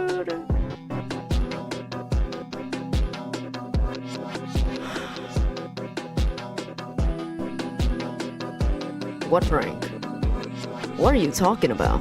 What are you on about? I know you did that. Don't pretend. I saw you walking, looking guilty. It's okay. I think that's a pretty funny prank. I mean, I'd rather you didn't prank me like that anymore. But I've never seen anything like it. How did you do that? It was like a magic trick. Magic? The hell? Shabina, are you high? The hell do you think I did? Change the schedule. The one on the door of the car repair shop, I saw it. Why would I do that? Come on, Vadim. I know it's just one of your jokes. If you don't want me to, I won't tell anyone. It's just that it's pretty obvious. I just want to understand how you knew about that.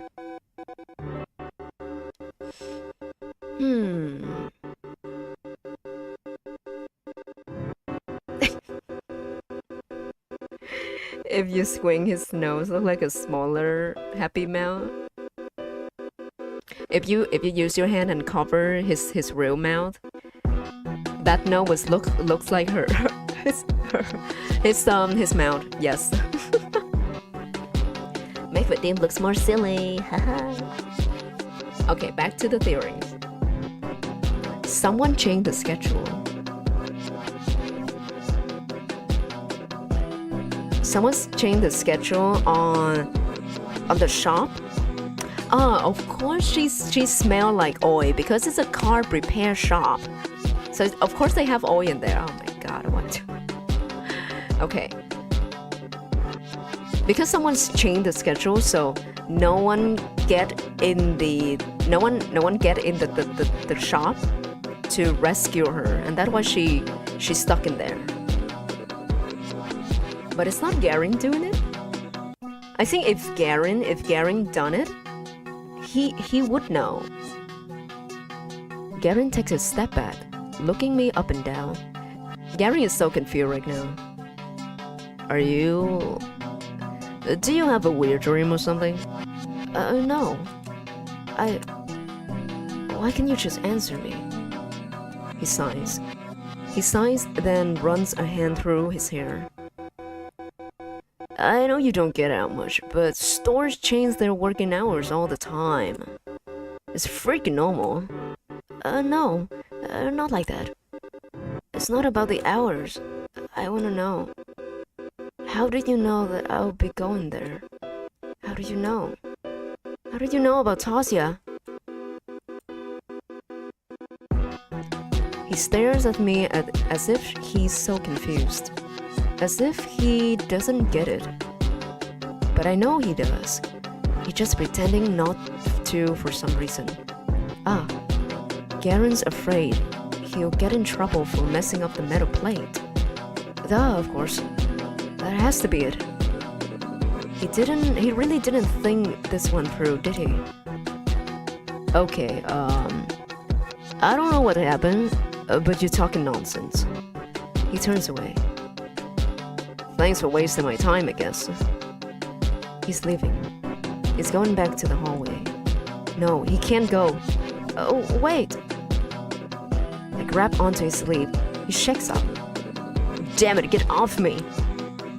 I said I have no clue what you're baffling about. But Tasia's... I don't know any Tasia's.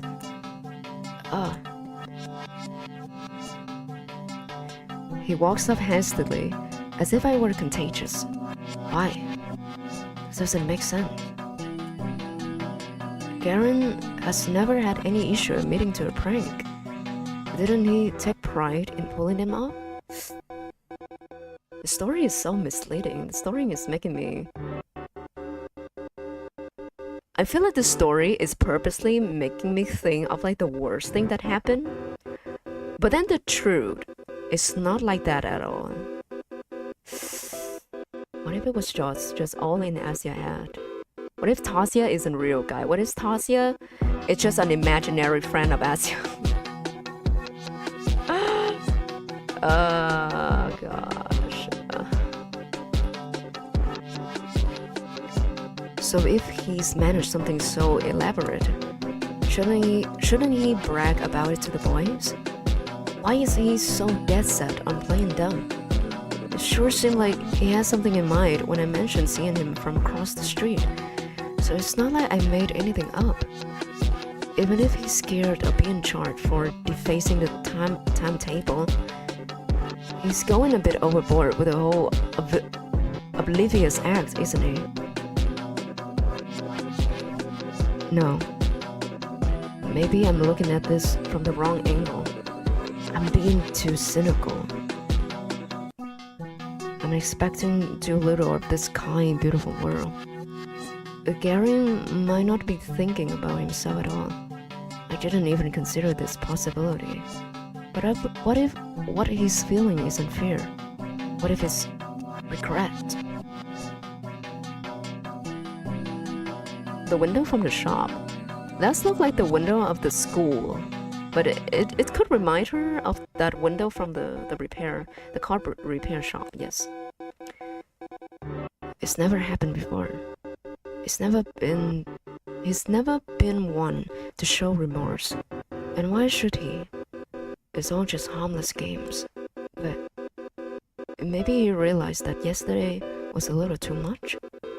Or when he saw how scared I got, he chose not to tell anyone. He thought it would be better to act like it's never happened, just like those boys did. Of course he's never apologized. There's nothing to apologize for. But not gloating about it, for Garen, is as good as saying sorry. Garen, it must have taken so much from you. Every time they're showing the silhouette without showing the facial expression, I think it indicates that we're projecting what we think about people and not really understand the truth at all. Is that why you looked nervous? You were already doubting yourself, regretting your action as you fled the crime scene. Just like how Asia view Marina too. I'm sorry. I didn't understand what you were feeling right away. I didn't get why you denied it all so fervently. But it's okay. I see it now. I didn't hear the conversation with Marina. That's a false statement. But if I pretend it's true, if I don't do anything with that information, if I don't change the way I see either of them, when it becomes reality, it cannot be objectively disproven. Nothing happened at the car repair shop. If both me and Garen believe that, if both of us act like that is the truth, it will become just that. It's incredible. I never would thought he would do something like that. I didn't know he understood such things. I'm still not sure how he learned about Tasia saving me.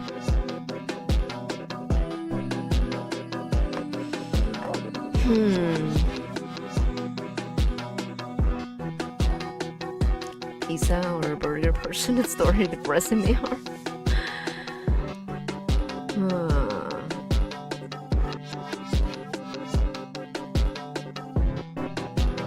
Tasia saving me. So I assume that Tasia is the one that like slamming at the door and tells Asia to get out.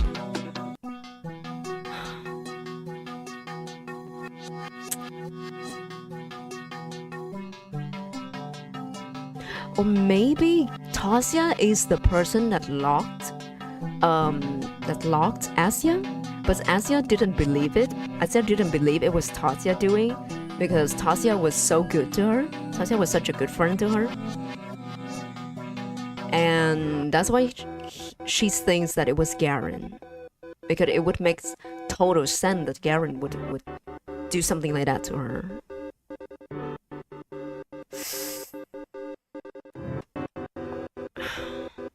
Or no, or how he knew that I would go there again. I'm sure he heard about the incident, but I suppose stuff like that is not important anymore. It's interesting that we spent the whole episode one about how Asia think about Ira, and everything was just surrounding Ira. And in the episode 2, we slowly drifting away from Ira incident and starting to dive deep into Asia trauma. Asia has not mentioned anything about Ira so far, unless she's talking about her with Marina. I feel like she's deliberately trying to forget about Ira, because deep down I think she has a feeling that Ira is gone, but she didn't want to admit that. You offer me the option to undo what happened yesterday. It's very special coming from someone like you, and I appreciate the sentiment. I won't refuse. Thank you for that, Vadim.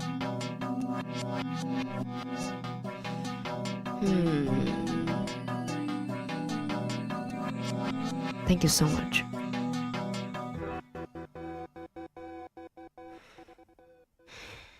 No jump scare, no jump scare, no jump scare.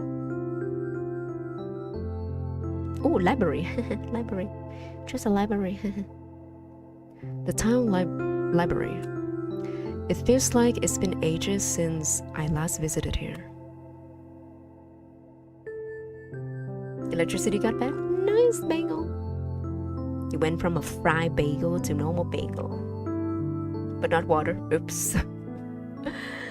Maybe tomorrow. The water will be there tomorrow. My mind involuntarily compares this to the Lenin Library in Moscow.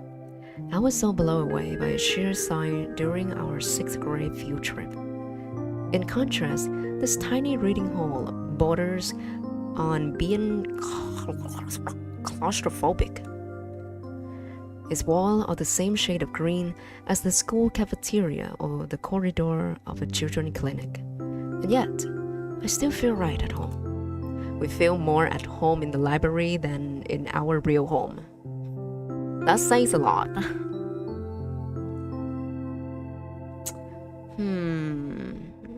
What is going on here? Is Asia getting a little bit of Delulu here? Bagel in Southeast Asia? Yes. Bagel is Vietnamese just like me.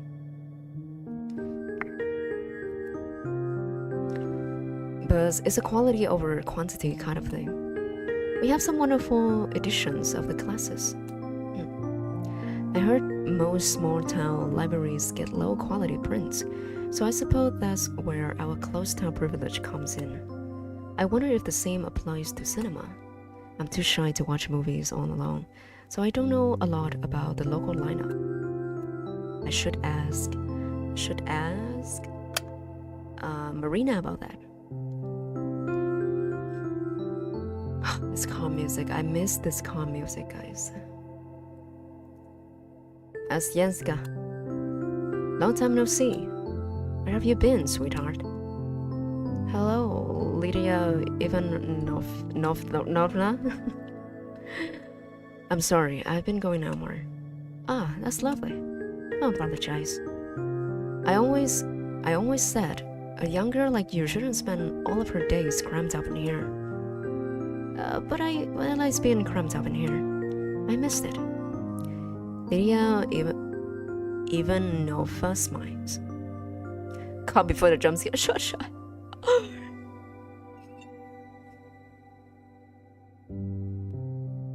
Yes. Power outage during summer is quite common because the electricity demand is skyrocketed. No one can survive without the air conditioner. Air conditioner 24/7. She's the librarian.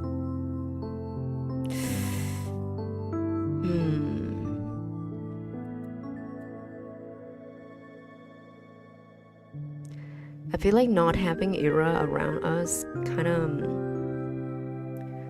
of make it easier for us to like drip back into that void, and we will relieve our trauma more often. You never have an air conditioner? Wow! I have an air conditioner in my room, but I try not to use it too often. To save the bills. The electricity bill gonna goes crazy if I use it every day, every time.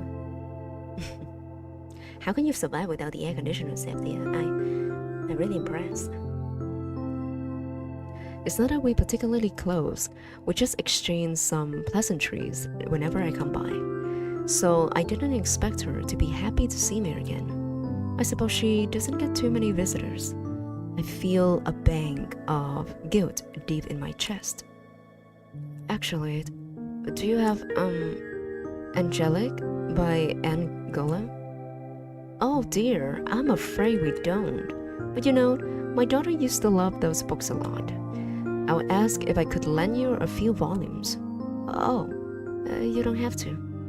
Oh, we're trying to read an Angelic to know how eras feel when reading it. This is so sad. Oh gosh. I go crazy, the bill go crazy, the bill go crazy, and I'm go crazy in this damn hot weather as well. Yeah, exactly. Even if I have the fan turned on, it's still hot. You living in Sweden? Ah, that explains. Please, it's no trouble at all. You're a sweet girl. I'm sure she won't mind. Thank you so much. Of course. Ah, jeez. Now I feel even worse for not stopping by it. Next time I'll bring Lydia Ivanova a box of chocolates. I browse the shelves. It's a bit of shame I can't see what Angelic's all about. But I'm not really in the mood for something like that, if I'm being honest. I want to read something familiar, something easy, something like 100 Years Ahead by Kurt Bulashev. 100 Years Ahead. Okay, let's check. What is the book about? For the immersion, 100 Years Ahead. Summary. Let's see what the story about. It's a Soviet sci-fi classic. The story follows Kolya, ordinary schoolboy who discovered a time machine and traveled to a utopian 21st century Moscow. He teams up with a futuristic girl named Alisa to protect a mind-reading device from alien space pirates. Fun story to read, to unwind. Yes. It's funny they know soju today because he ran out of it. What my favorite book? I don't like. I mean, judging by how you see me play the games, how you see me play some other games, I don't like reading, so I don't really like reading books. But there was one book that I like to read a lot. It was the Little Start, the Little Mount, the Bible. Not the Bible. But yeah, I love to read the Little Start. I like the movie as well. Very fun. Not a bookworm? Yes, I'm not a bookworm. I don't like reading, but I play visual novel game. The irony, right? Yeah. There. That's the title of the book. You listen to it by walking? You listen to the Bible by walking? I see. I know, right, Septia? Oh, the irony. I would say that's like selective reading. I read what I want to read. Can't relate. It's okay. Perfect. I sit at my usual spot. It's probably embarrassing to read children's book at my age. But I don't want anything heavy today. I don't want anything sad. I've read this one so many times before. Little Start is a movie. I loved it back when I was a kid. Yeah, it's a movie adapted from, I think, from the novel. I think the book came out first, then the movie. You can't read. Oh God. You can read, but you write? How can you write without reading a lot? If I were caught by and the only way to live was to recite a passage from this book, I probably survived. This girl. Why would the want that? I'm not sure if YouTube gonna ban me from saying the word, but just in case. Listen, it's a hypothetical situation. Alright, there was this adaptation made last year. Everyone really liked it. I thought it was okay. I mean, it wasn't bad. I'm glad more people saw the story. Ratatouille. I like Ratatouille too, yes. Ratatouille is such a movie of a time. A movie ahead of the time. I understand more about cooking than any other like a normal movie. It's about cooking. Such a good story. We don't make story like that anymore. And there's so many memes come from that movie as well. Remy face when he walk like past the pot of soup that Linguini made was so funny. No, Rat in the Kitchen, exactly.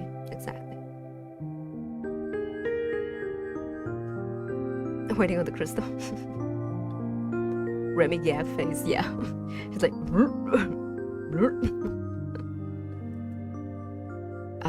and another annoying thing. Now I just keep imagining the movie version as I read. I need to keep the way I always picture it in mind. I need to really focus.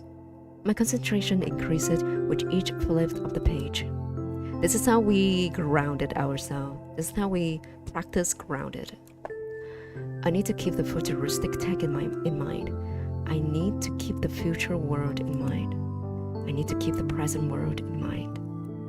I need to keep the aliens in mind. I need to keep Mielophone in mind. I need to keep everyone's face in mind. It's getting creepier every line, guys. I swear. I swear.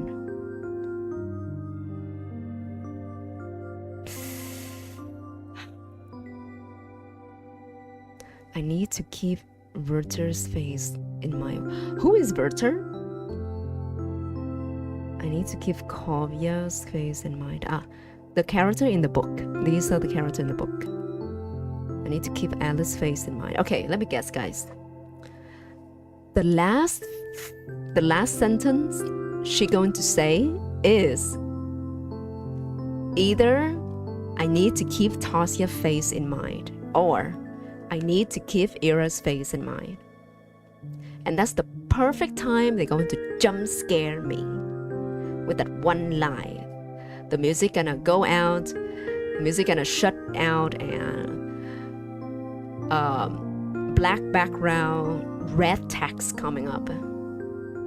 I can see it's coming, game. You cannot jump scare me anymore. See? I told you. What did I say? I need to keep Tasia's face in mind.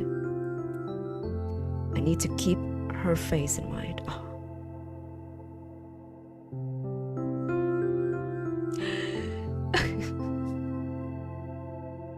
Is she?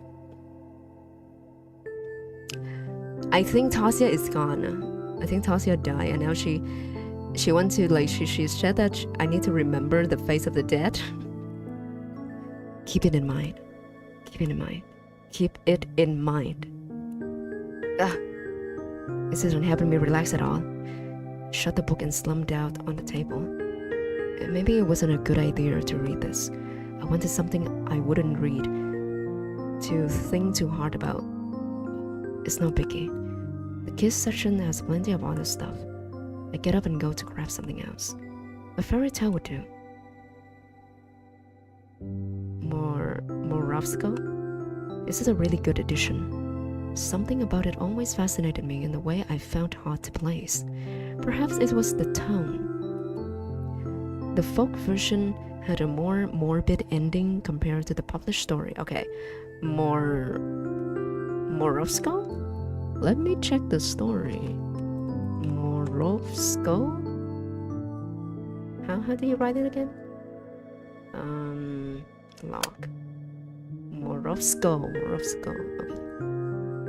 I'm checking Google. Morovsko. Oh my gosh. You read this to relax? You read it to relax? To ask you? Morovsko, also known as Father Frost or Jack Frost, a classic East Slavic folktale. It tells the story of an abused stepdaughter who is rewarded for her kindness and humility by the winter spirit, while her arrogant stepsister faces a harsh punishment. Like Cinderella, but darker?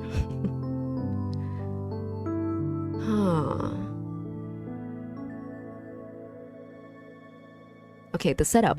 An evil stepmother forces her kind, obedient stepdaughter to do all the chores while pampering her own lazy biological daughter. Oh, okay, Snow White. I mean, Cinderella.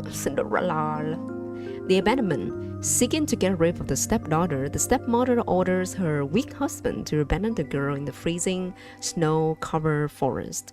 The encounter. Okay.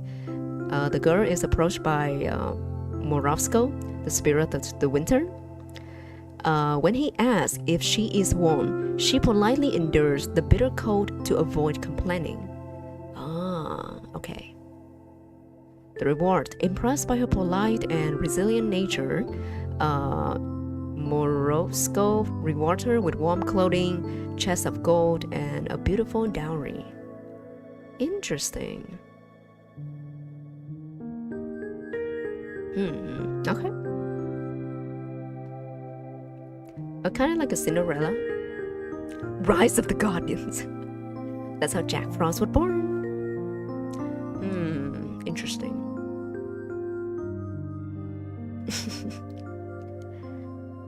A story about being abandoned and you got rewarded by being kind and endured and endurance. Being kind and endured to... Okay, I think the story kind of like telling you why Asya is the way she is. She doesn't like to complain because from what she's reading, so from the story, the stepdaughters like endure the frost from the winter spirit, right? And that's why she got rewarded. So I think that's why Asya doesn't want to complain. Maybe she learned it from the story she's reading here. Combine it with her already twisted mind, it makes a lot of sense. It doesn't have season 2, yeah. The movie didn't do well in the box office, I think. But I think if they make a season 2, I think it would suck. All of the season 2s are like... Even at least the Kung Fu Panda trilogy is okay. But I think if they make a season 2 of Rise of the Guardians, it would be bad. It would be sucks. So I'm okay with it. But it's DreamWorks. Have you not seen Panda season 4? DreamWorks at its golden age. If DreamWorks is its golden age, yes. But DreamWorks now, no. That's how it often is with fairy tales. But it's retelling. Something about it always felt off to me, even when I read through it as a little kid. It felt like the text was covering up something I shouldn't see. Are you warm, my lass? I am. Morosco. Moshenska responded, shivering. Morosco leaned in lower, cracking and clicking. I really think children like being scared. Even when there's no reason to, they will try their hardest to come up with one. Panda. Yeah, not this nowadays. But Express. You can stare at a beautiful book illustration and refuse to trust it. You can read a short and sweet cautionary tale and imagine something horrific. Are you warm, my lass? Are you warm, my beauty? I am. Morosco. Moshenka responded, teeth chattering from the cold. This looks really toxic. Not the fake Asian fans, but exactly. Not the fake. Not the Panda Express. Oh, gosh.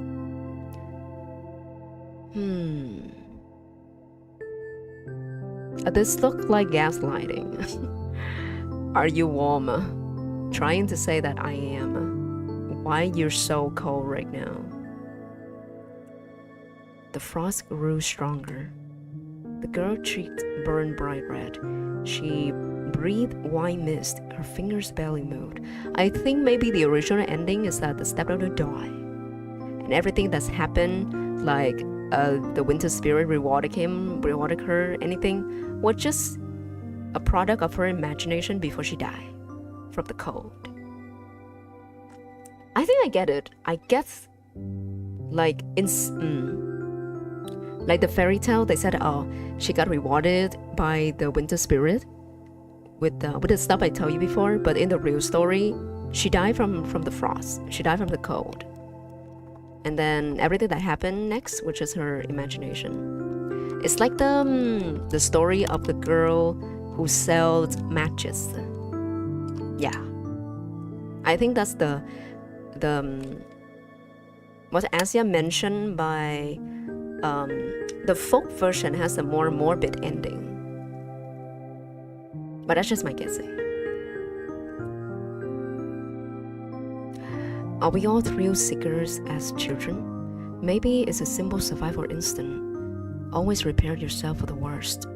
always imagine a scary face staring from the dark. Guys, why the background slowly losing its green? I thought this library is supposed to be green, guys. Are we imagine a scary face staring from the dark? They're not gonna jump scare me with a scary face, right? Okay, just in case, I'm gonna cover my face. Only thinks twice about what hides behind a smile.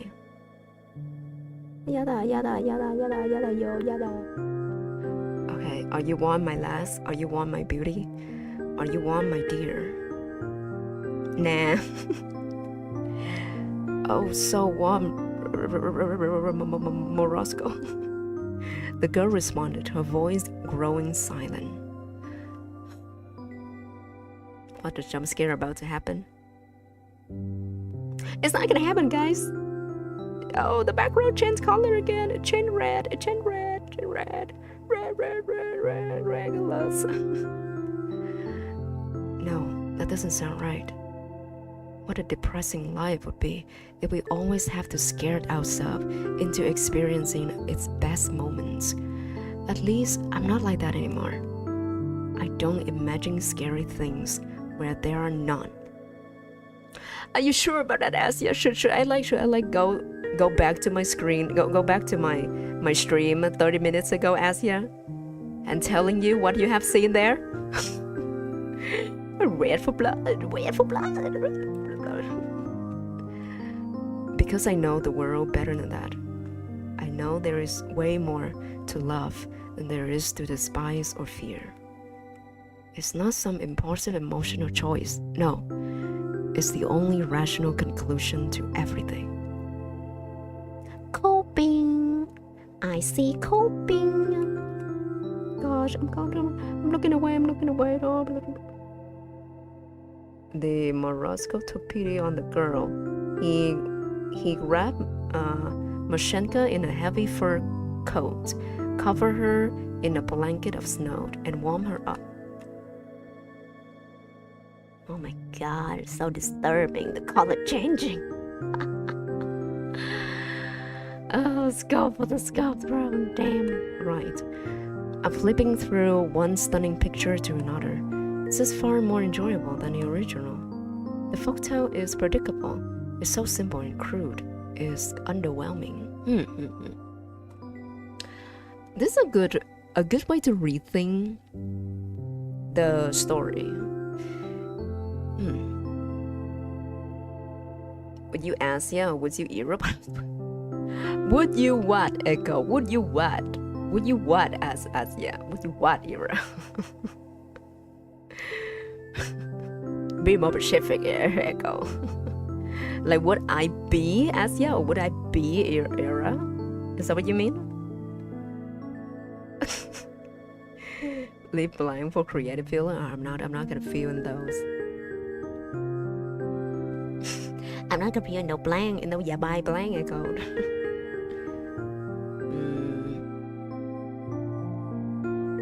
The original story, like, if all story ending was like a tragic end, like every story leading to doom, it's kind of underwhelming. We do want to see the main character overcome hardship and got rewarded with what they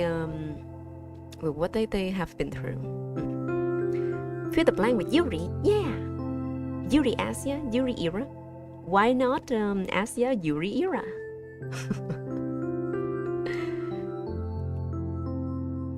The good girl respects the rules of the ritual and lives. The bad girl breaks the rules and rises back to her mother as a frozen corpse. It's an interesting piece of folklore.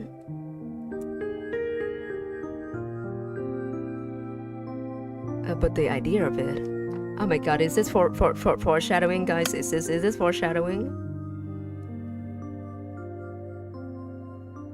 Are they implying that we are the good girl, respect the rules, so we live, and Era is the girl that breaks the rules, so she die?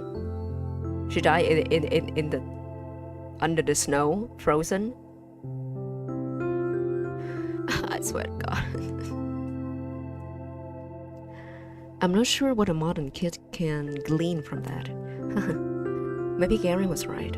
I am getting rebellious. Although, if we look at Morosco, the entity, as if he were the extension of the universe will. Oh, I think I'm getting it. The real meaning. Of course, that's what it is. Morosco is the natural order. It's the will of the world. Yes, you may fear it. You can find yourself in a situation when any positive feeling towards it may seem impossible, but you must gather all your strength to love it still. I got goosebumps reading that for some reason. Charlie and the Chocolate Factory break the rule and get punishment. It's basically all of a children's story, book story. Don't do weird shit, kids. You'll get punishment.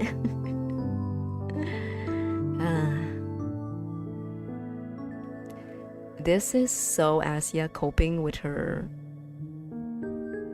everything in her life right now. Like trying her best to accept. Yeah. And then you will surely be rewarded. Yes. How have I never noticed it before? It's been beating me over the head all along. I see. In that sense, it's an incredible story. In that sense, every child across the world has got to read it. I looked out at the page I'd never seen before. It's Morosco and Mashenka, and every other character's face smiling wide and looking right at me. I did it. I got the message. The lesson you've been trying to get through to me all of these years. I finally understood it. This is my little celebration. But will the real world be like this book, Asia? Let's see. This is my acknowledgement. Today, I realized something very good and important. I stare at the page. It's never before seen page, and I am filled with gratitude. I know that it's just for me and my eyes only. Nobody in the world but me has seen those smiles. What an incredible honor. I'm such a lucky girl. Goodbye, Lilia. Oh, goodbye, Asia. Stay safe. Of course I'll be safe, because I've got this amazing blessing, this acknowledgement on my side. When the characters begin too happy, some shit gonna happen. Guys, they're gonna break my ass, yeah. I feel like every time we're trying to cope, every time we're trying to find the positive things in life, shit happens. I'll be okay no matter what. Please don't jump scare, please don't jump scare. Don't jump scare me, please. Okay. School bell.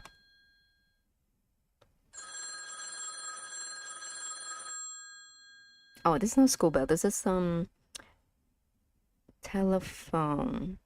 Damn, even the telephone looks so creepy. It looks creepy as hell. Jump scare. Hello?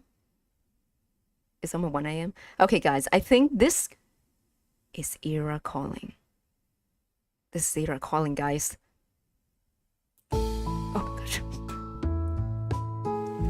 I got jump scared by the happy music. My gosh. Evening. I heard Marina's cheery voice on the other end of the phone. So damn it, I cope with Asia too. I thought it would be Era voice. Good evening, Marina. You're late. Huh? What do you mean? It's basically 8. It's a quarter past. And maybe I should have been the one to call. Sorry. I wasn't aware we're on a timer. Okay, I thought they met face to face at 8 p.m. out of nowhere. Okay, they're just calling. Okay, that's good. Not bad. Being a little late is fashionable, you know? I'm not very fashionable. Well, you can always change that. And be late. For starters, you can also make your hair all white. The reason why they're showing us the whole process of Asia going through reading that books is that she is hoping for a good outcome from what Marina is going to say here. She hoped that the theory Marina is saying will not come true, or it's not that bad, or it's not something that she's thinking too. That Ira is dead. Ever seen Nastia from my class? She has this crazy perm. I don't know how to do that. Also, I think my dad would kill me. You go to the salon for it. I kinda want to get one. Let's say I will look stupid, but what does he know? That guy dressed like a total Isn't she worried he could hear her? Alright. How was your library trip? Yes. It's a library trip. It was good. Come on, at least try to make it sound interesting. Well, I'm kidding, you don't have to. It was enlightening. Perhaps everything I believed until today was wrong. But the me you're speaking to right now is a much wiser and braver person than before. That trip was pivotal. It was monumental. Wow. Alright, that's what I'm talking about. Never underestimate the quiet types, they say. How was your hangout? Neither pivotal or monumental, I'm afraid. Sat at the cafe, I looked at some magazines, got the new Roveshnik. You read that? You read that one? Oh no, I read, but The Young Naturalist and Coster. That still sounds like you. What was that supposed to mean? Sorry. Didn't mean it a bad way. Okay, I will stop the stream after we understand, after we know what's this conversation about. Oh, this episode 2 is really very long. 3 hours is not enough. I mean, aren't you curious about something more grown up? I read grown up stuff all the time. Oh yeah? Like what? Books. Dad's newspapers. Mom's magazine. Oh, so mature. Surely. But, well, what mature stuff do you read, Marina? The good stuff. Marina. Rovesnik worshipped Rabbonica fashion of the socialist republics, yeah. How's the last one mature? You know what, Aska? I gotta lend you some of those. You love them. I don't know, I'm not really into... Now I'm serious. You're gonna love Work Shift. They have this crazy story about a drug dealer last month. You have to check it out. The good stuff. It's such a way to like lead into a crazy story about a drug dealer. There was one about a foreign girl. Gosh, a foreign prostitute or something a couple of issues ago, too. I'll look for it. Those two sounds really interesting. Alright. I'm not sure my dad will like me reading that though. That's so. Well then, we can read together. Really? Yeah. I'll bring some this week. Okay. To be quite honest, I've been curious about those publications for a while. Last year, I even bought myself an issue of Rovesnik. Okay, I'm curious, what is Rovesnik? What kind of magazine is this? Rovesnik?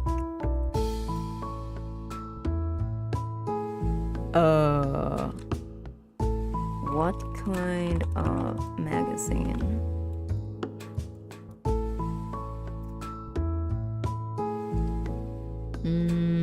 Contemporary or peer, huh? Okay. Cultural bridge for young people in the... Yes. Okay, so like a magazine for young people? Not sus at all. You sometimes can't hear the audio? I have no ideas. No idea why. I read all about it in one sitting. But then Dad found out and, well, it wasn't worth it. I guess I could just buy the issues and read through them right away. Then, I could throw them away, but that's not really wasteful. Oh, maybe I could donate them to the library? That's not a bad idea. It's not a bad idea at all. Although, if Marina will share her magazine with me, I might as well save my allowance. Right, so let's get back on the topic. Okay, I've been waiting for this, Marina. Huh? The reason I called you. Yes. Happy music is gone, guide, and I'm scared. I'm scared to know. Even though this is just Marina theories, we don't know if it really happened like that. But I'm scared. There's a long pause on the other end of the phone, almost as if Marina was bracing herself. Remember our talk about Ira's condition? Of course. Of course. Well, here's the thing.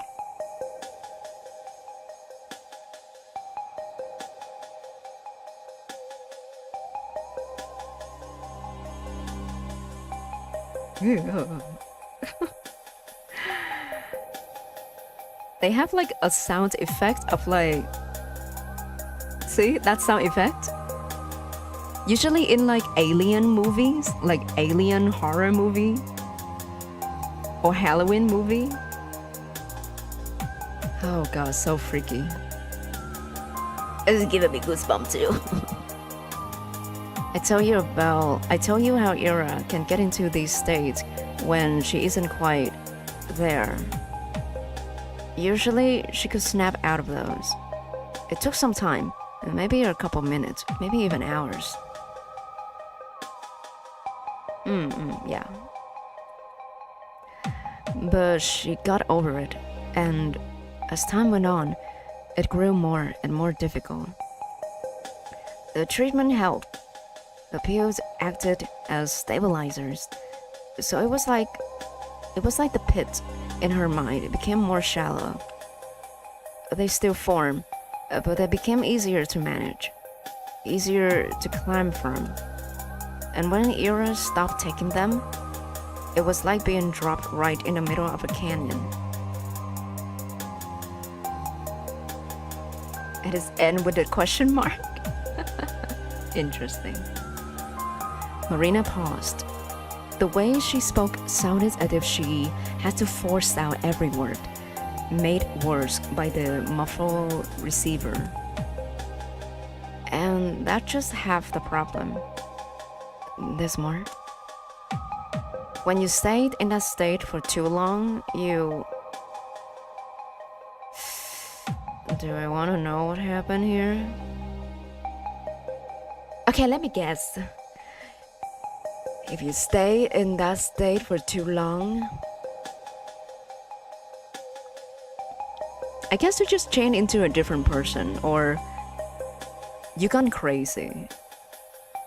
That's it. How worse can it be than that? Either you change into like a monster, change into like a different person, or you like in like an amnesia state. Let's see. you begin to deteriorate.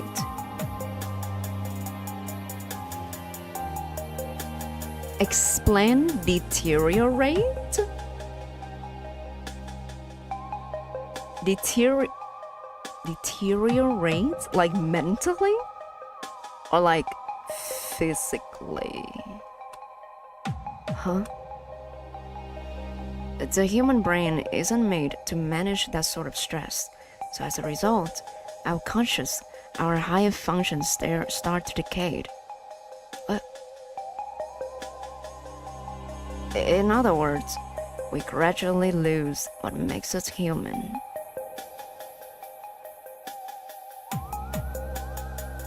So Ira become an alien?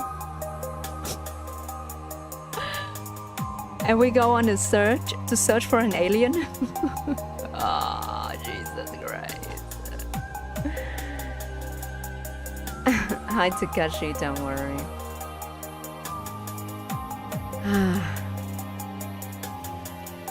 I don't know if it's irreversible, but from more I've heard, that's how it is. I feel a cold lump in my throat. Higher functions deteriorating? Losing what makes us human?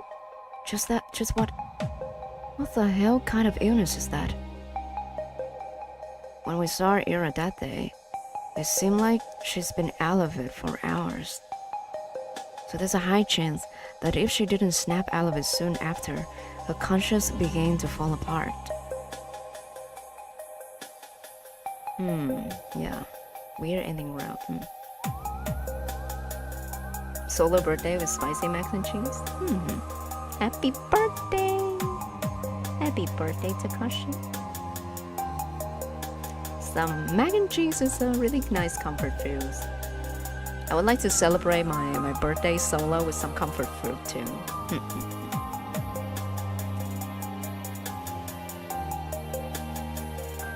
But here's the thing. She couldn't have run off in such a state.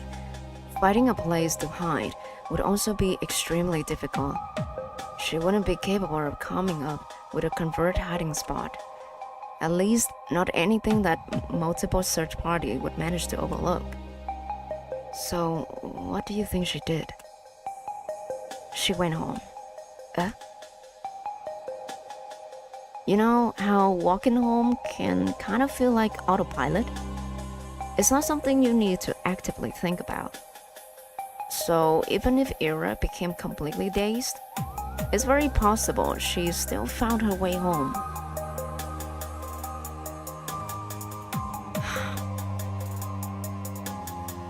Happy the day you came out. Oh, God, the way you say it, Mary.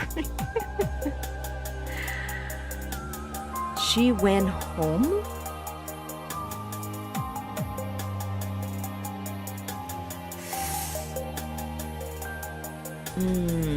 Oh God, my brain is a little bit fuzzy. But I will try my best theorizing. Okay, she went home in this state. In this like really terrible state. And what do you think her parents would do? I think her parents would lock her up and yeah, just kind of locked her up, just kind of hide her away. Because Marina was talking about like she has a little brother, and if everyone knows that they have like an ill daughter, like a mental ill daughter, it would be not good for the little brother. So my theory is that she got locked up by her parents. Although it's must have taken her for a while. I don't get it. She was declared missing that same evening. If she came back, why would they file the report? I think they really did believe she disappeared. I told you, it could have taken her a very long time. Hours even. Ira's mind was in tangles. She likely had no clue how long it took. So, what you're saying is, Ira's parents filed a missing report when she didn't come home as usual?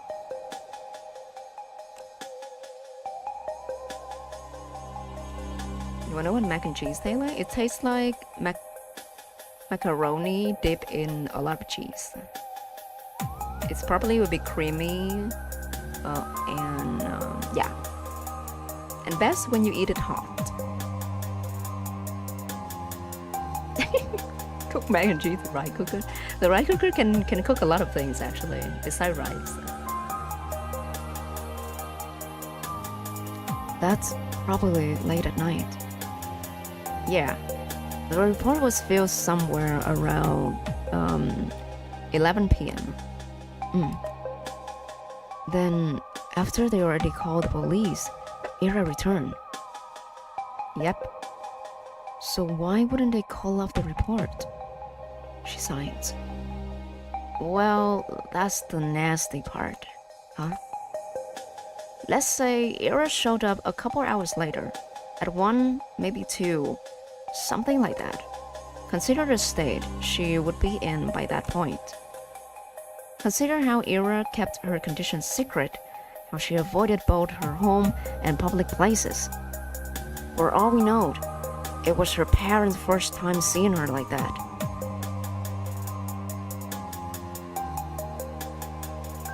Ugh.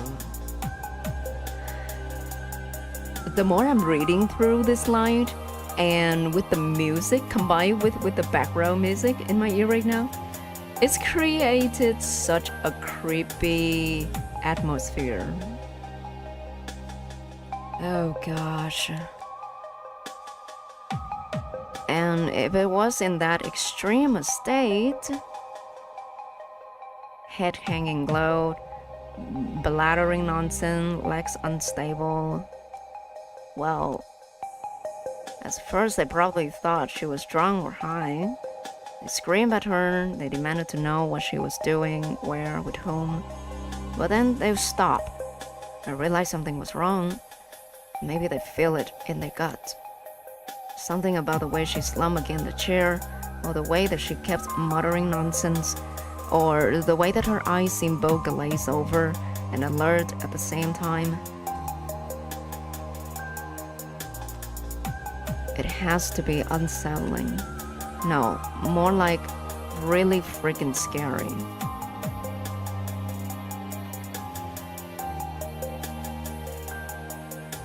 They better not murder their own daughter, right?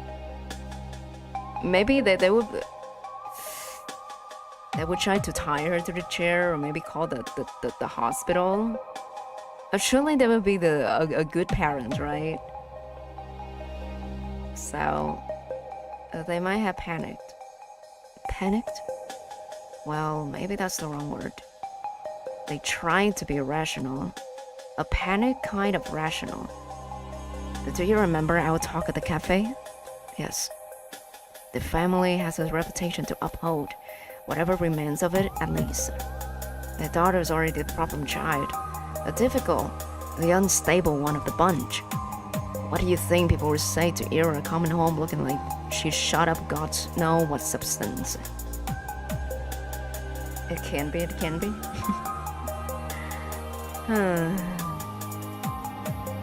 You going to watch Meritocracy? That's a really good anime. Really fun anime to watch as well. Good choice. You're not saying that. I'm saying that it would be inconvenient. It would be exacerbate every problem the family already had. So in their minds, the best short-term solution would be to wait it out. Wait for Ira to come down from whatever drug she was on. They would announce that she returned only when she's presentable. But if she never came down? They probably thought she'd be okay by morning. If not, well, then wouldn't they take Ira to the hospital? I doubt they would. They wouldn't want the public to see her in such a state. And Ira's mother is a nurse. She probably tried to handle it by herself. But that's... Wouldn't they say that she was sick or something? Why keep the report? She still came home under suspicious circumstances. Perhaps they thought it would be better to come up with something first. They thought They let her recover and then declare she's back.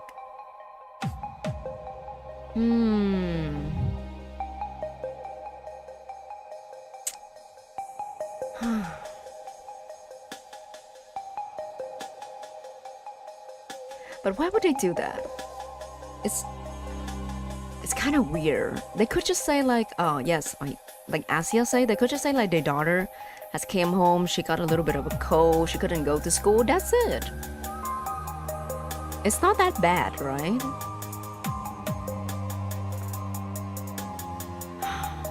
Have I ever done that? Done what? Nasty plots, yes. This is some really nasty things that you come up with, Marina. But it also sounds kind of convincing in a way. I'm so confused. I still think that they can just say, yeah, she has a cold. She couldn't go to school. That's it. So like, they don't have to like contact with the police. They don't have to like make like a group search from all of the parents. It's getting really serious. Why would they do that? That is so weird. But before they knew it, a couple of days have already passed. Calling up a report like that so quickly would also be pretty embarrassing, you know? Calling up a report like that so quick. But it has been a few days. So you wouldn't say that quick. Like they can't just literally say that their daughter is home now and she got a little sick from the cold and she needs to rest. That's it.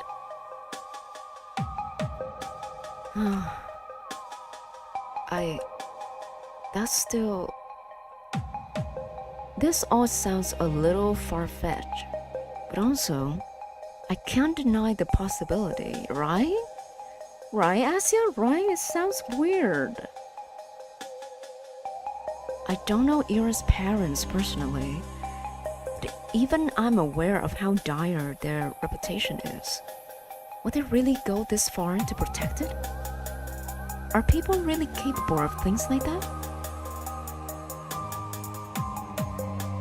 Maybe they are the reason, guys. What if Marina is a liar this whole time?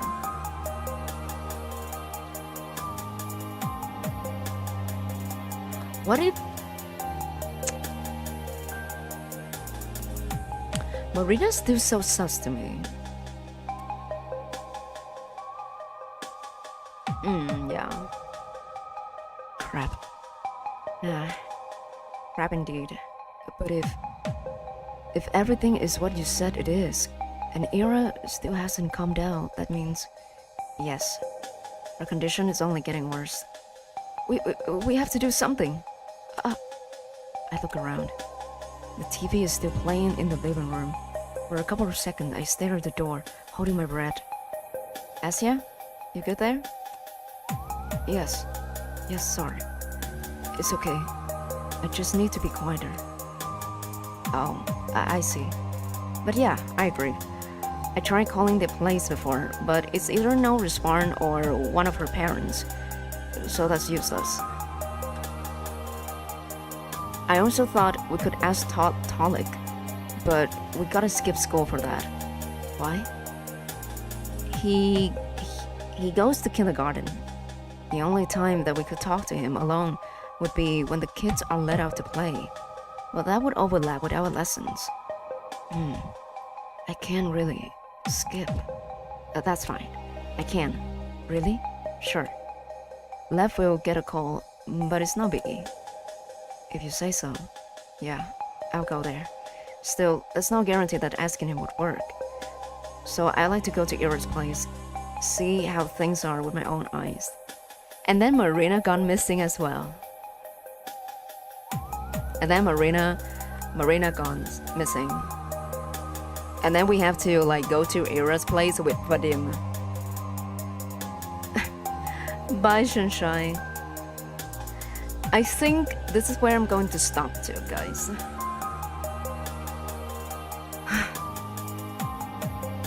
Have a great night. Yeah, have a good day, sunshine. Yes, it is summer.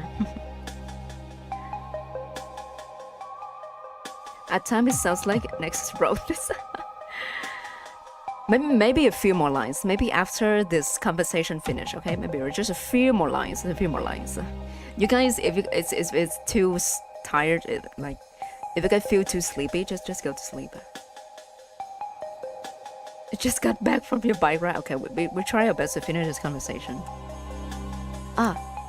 Yes. That would be smart. But I think it would work better if I'm not alone. You want me to tag along? If you don't mind. We can meet up after our class at end. You have how many lessons? 5. Okay, great. 12:30 at the gate then. You're in? Of course, I'm in. Awesome. Then I'll see you there? Yes, see you. Wait. Can I write your number down as well? Yeah, of course. I marked out on the notebook I've been drooling in. Okay, I got it. And now you can annoy my brother all you want. I've never. I'm just joking. Good night, Asia. Good night.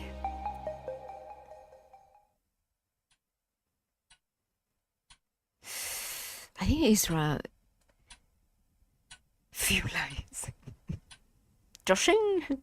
I'm just joshing.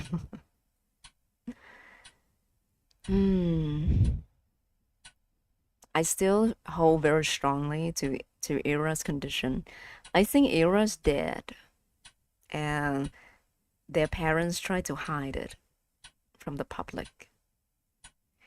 They prefer that their daughters gone missing than let people know that her daughters is gone, that their daughter is gone.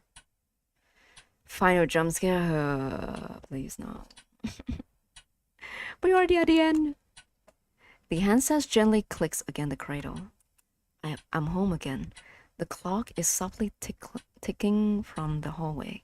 The TV continues to mutter from the living room. I look down at the shapes I scribbled absent-mindedly during our conversation. The cross-hatching got really dense in parts. I don't remember focusing that much. I don't think I was meaning to draw anything. Please don't be any disturbing drawing. I don't think I was yet. When I look at this shape more closely, oh gosh. When I scan its dark berry outline, my eyes glide over its hunched back, then down the wave of hair, then deeper, closer, toward where its face meant to be.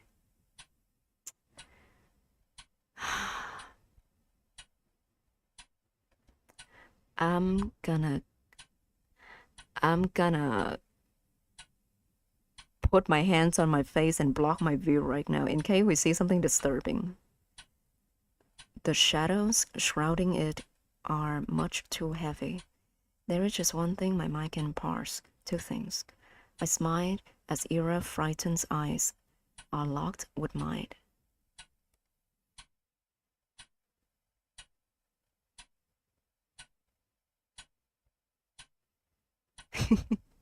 Bagel.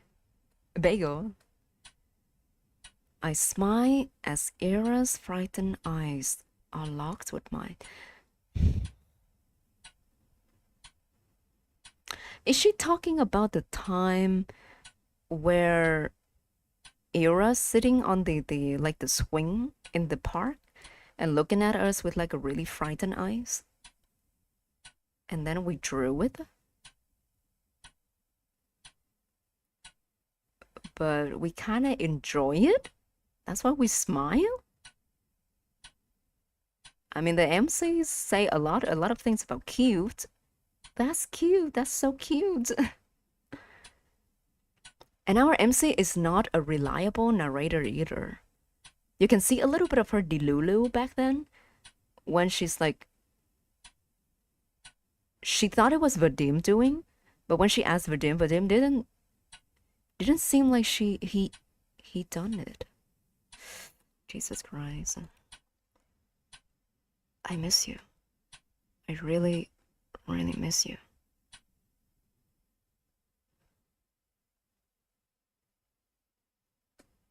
The sign. Okay. Okay, guys, happy music. December 23. Okay. I think this is where we can stop. Reliable narrator feel uncommon nowadays. Yeah. Oh my god, I was so tense. I was so tense. It was just a 2D background and a few lines. Why does it make me feel so tense? Yeah, we stop here. I think the story gonna ends by December 24th on Christmas. We close, guys, we close. We're still on episode 2, by the way. Episode 3 is the last episode. Close to Christmas, yeah. The story either gonna end or like the climax of the story where everything will be revealed on December 24th, and then the aftermath will be on December 25th. Yes, Satya?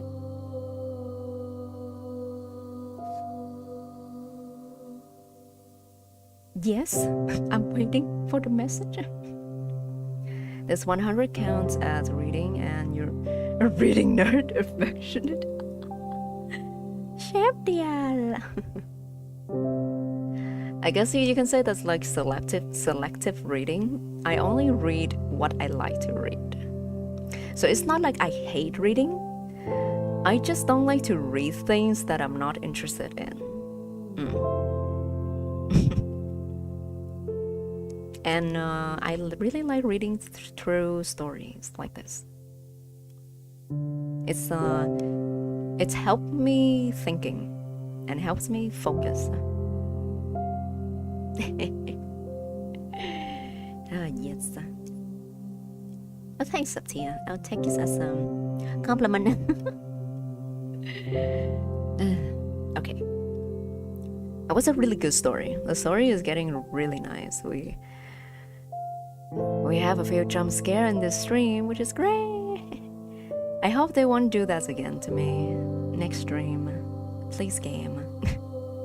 I'm just here for a depressed story, please. No horror element, please. Prefer reading things you want, yeah, interests you. Prefer things you want to read, yeah. Read a whole line or if it interests me, yeah. When I was young, maybe like 7 or 6 years ago, I could read novels that's like 260 chapters. And whenever I look at that, I was like, damn. How could I do that? How could I do that? Now, if I read any novels that over 100 chapters, I've already, God, it's so long, gosh. The attention span has decreased, for real. But I still love reading novels sometimes, if it interests me, yes. You want to read more? Yeah. Never stop reading. Never stop reading more. Always hunger for more. Why 6 7 out of nowhere? Okay, guys. Reading next time, yeah. Reading can go through with your whole life. And you write more than you read. The more you read, the better you write. 24 hours are not enough. Yeah, it's not enough when you have like things you want to do, things you like to do. You're right, but you can't read. Zodiac. Have a good one. Sleep. Yeah. Sleep until you're awakened to remember a dream in color. A dream in color. I hope I don't get any nightmares today, guys. I hope I'm not getting any nightmares tonight, because I've been really a little bit too invested in this story. I want to know what really happened to Asia. We kind of guess what happened to Asia already, but they still keeping the cost from us. And the way Marina, the whole talk, the whole theory Marina tell us about era situation, it's still a little weird. It's still like something unsettling about that. Hand color, why? But yeah, I can't wait to play the story more next week. We're getting close to the end. And I will see you on Thursday with another visual novel game. Reverse 1999. But I think after I play in this game, the Reverse 99 will be more relaxing. I like Reverse 99, not gonna jump scare me unless it's like a horror theme event. Surely. And that's it, guys. I'm gonna go to bed. I need to rest. See you guys. Have a good night. Bye bye. Viva Mexico. Viva Mexico. Bye, guys. Johnny. Bye bye. Oyashimi.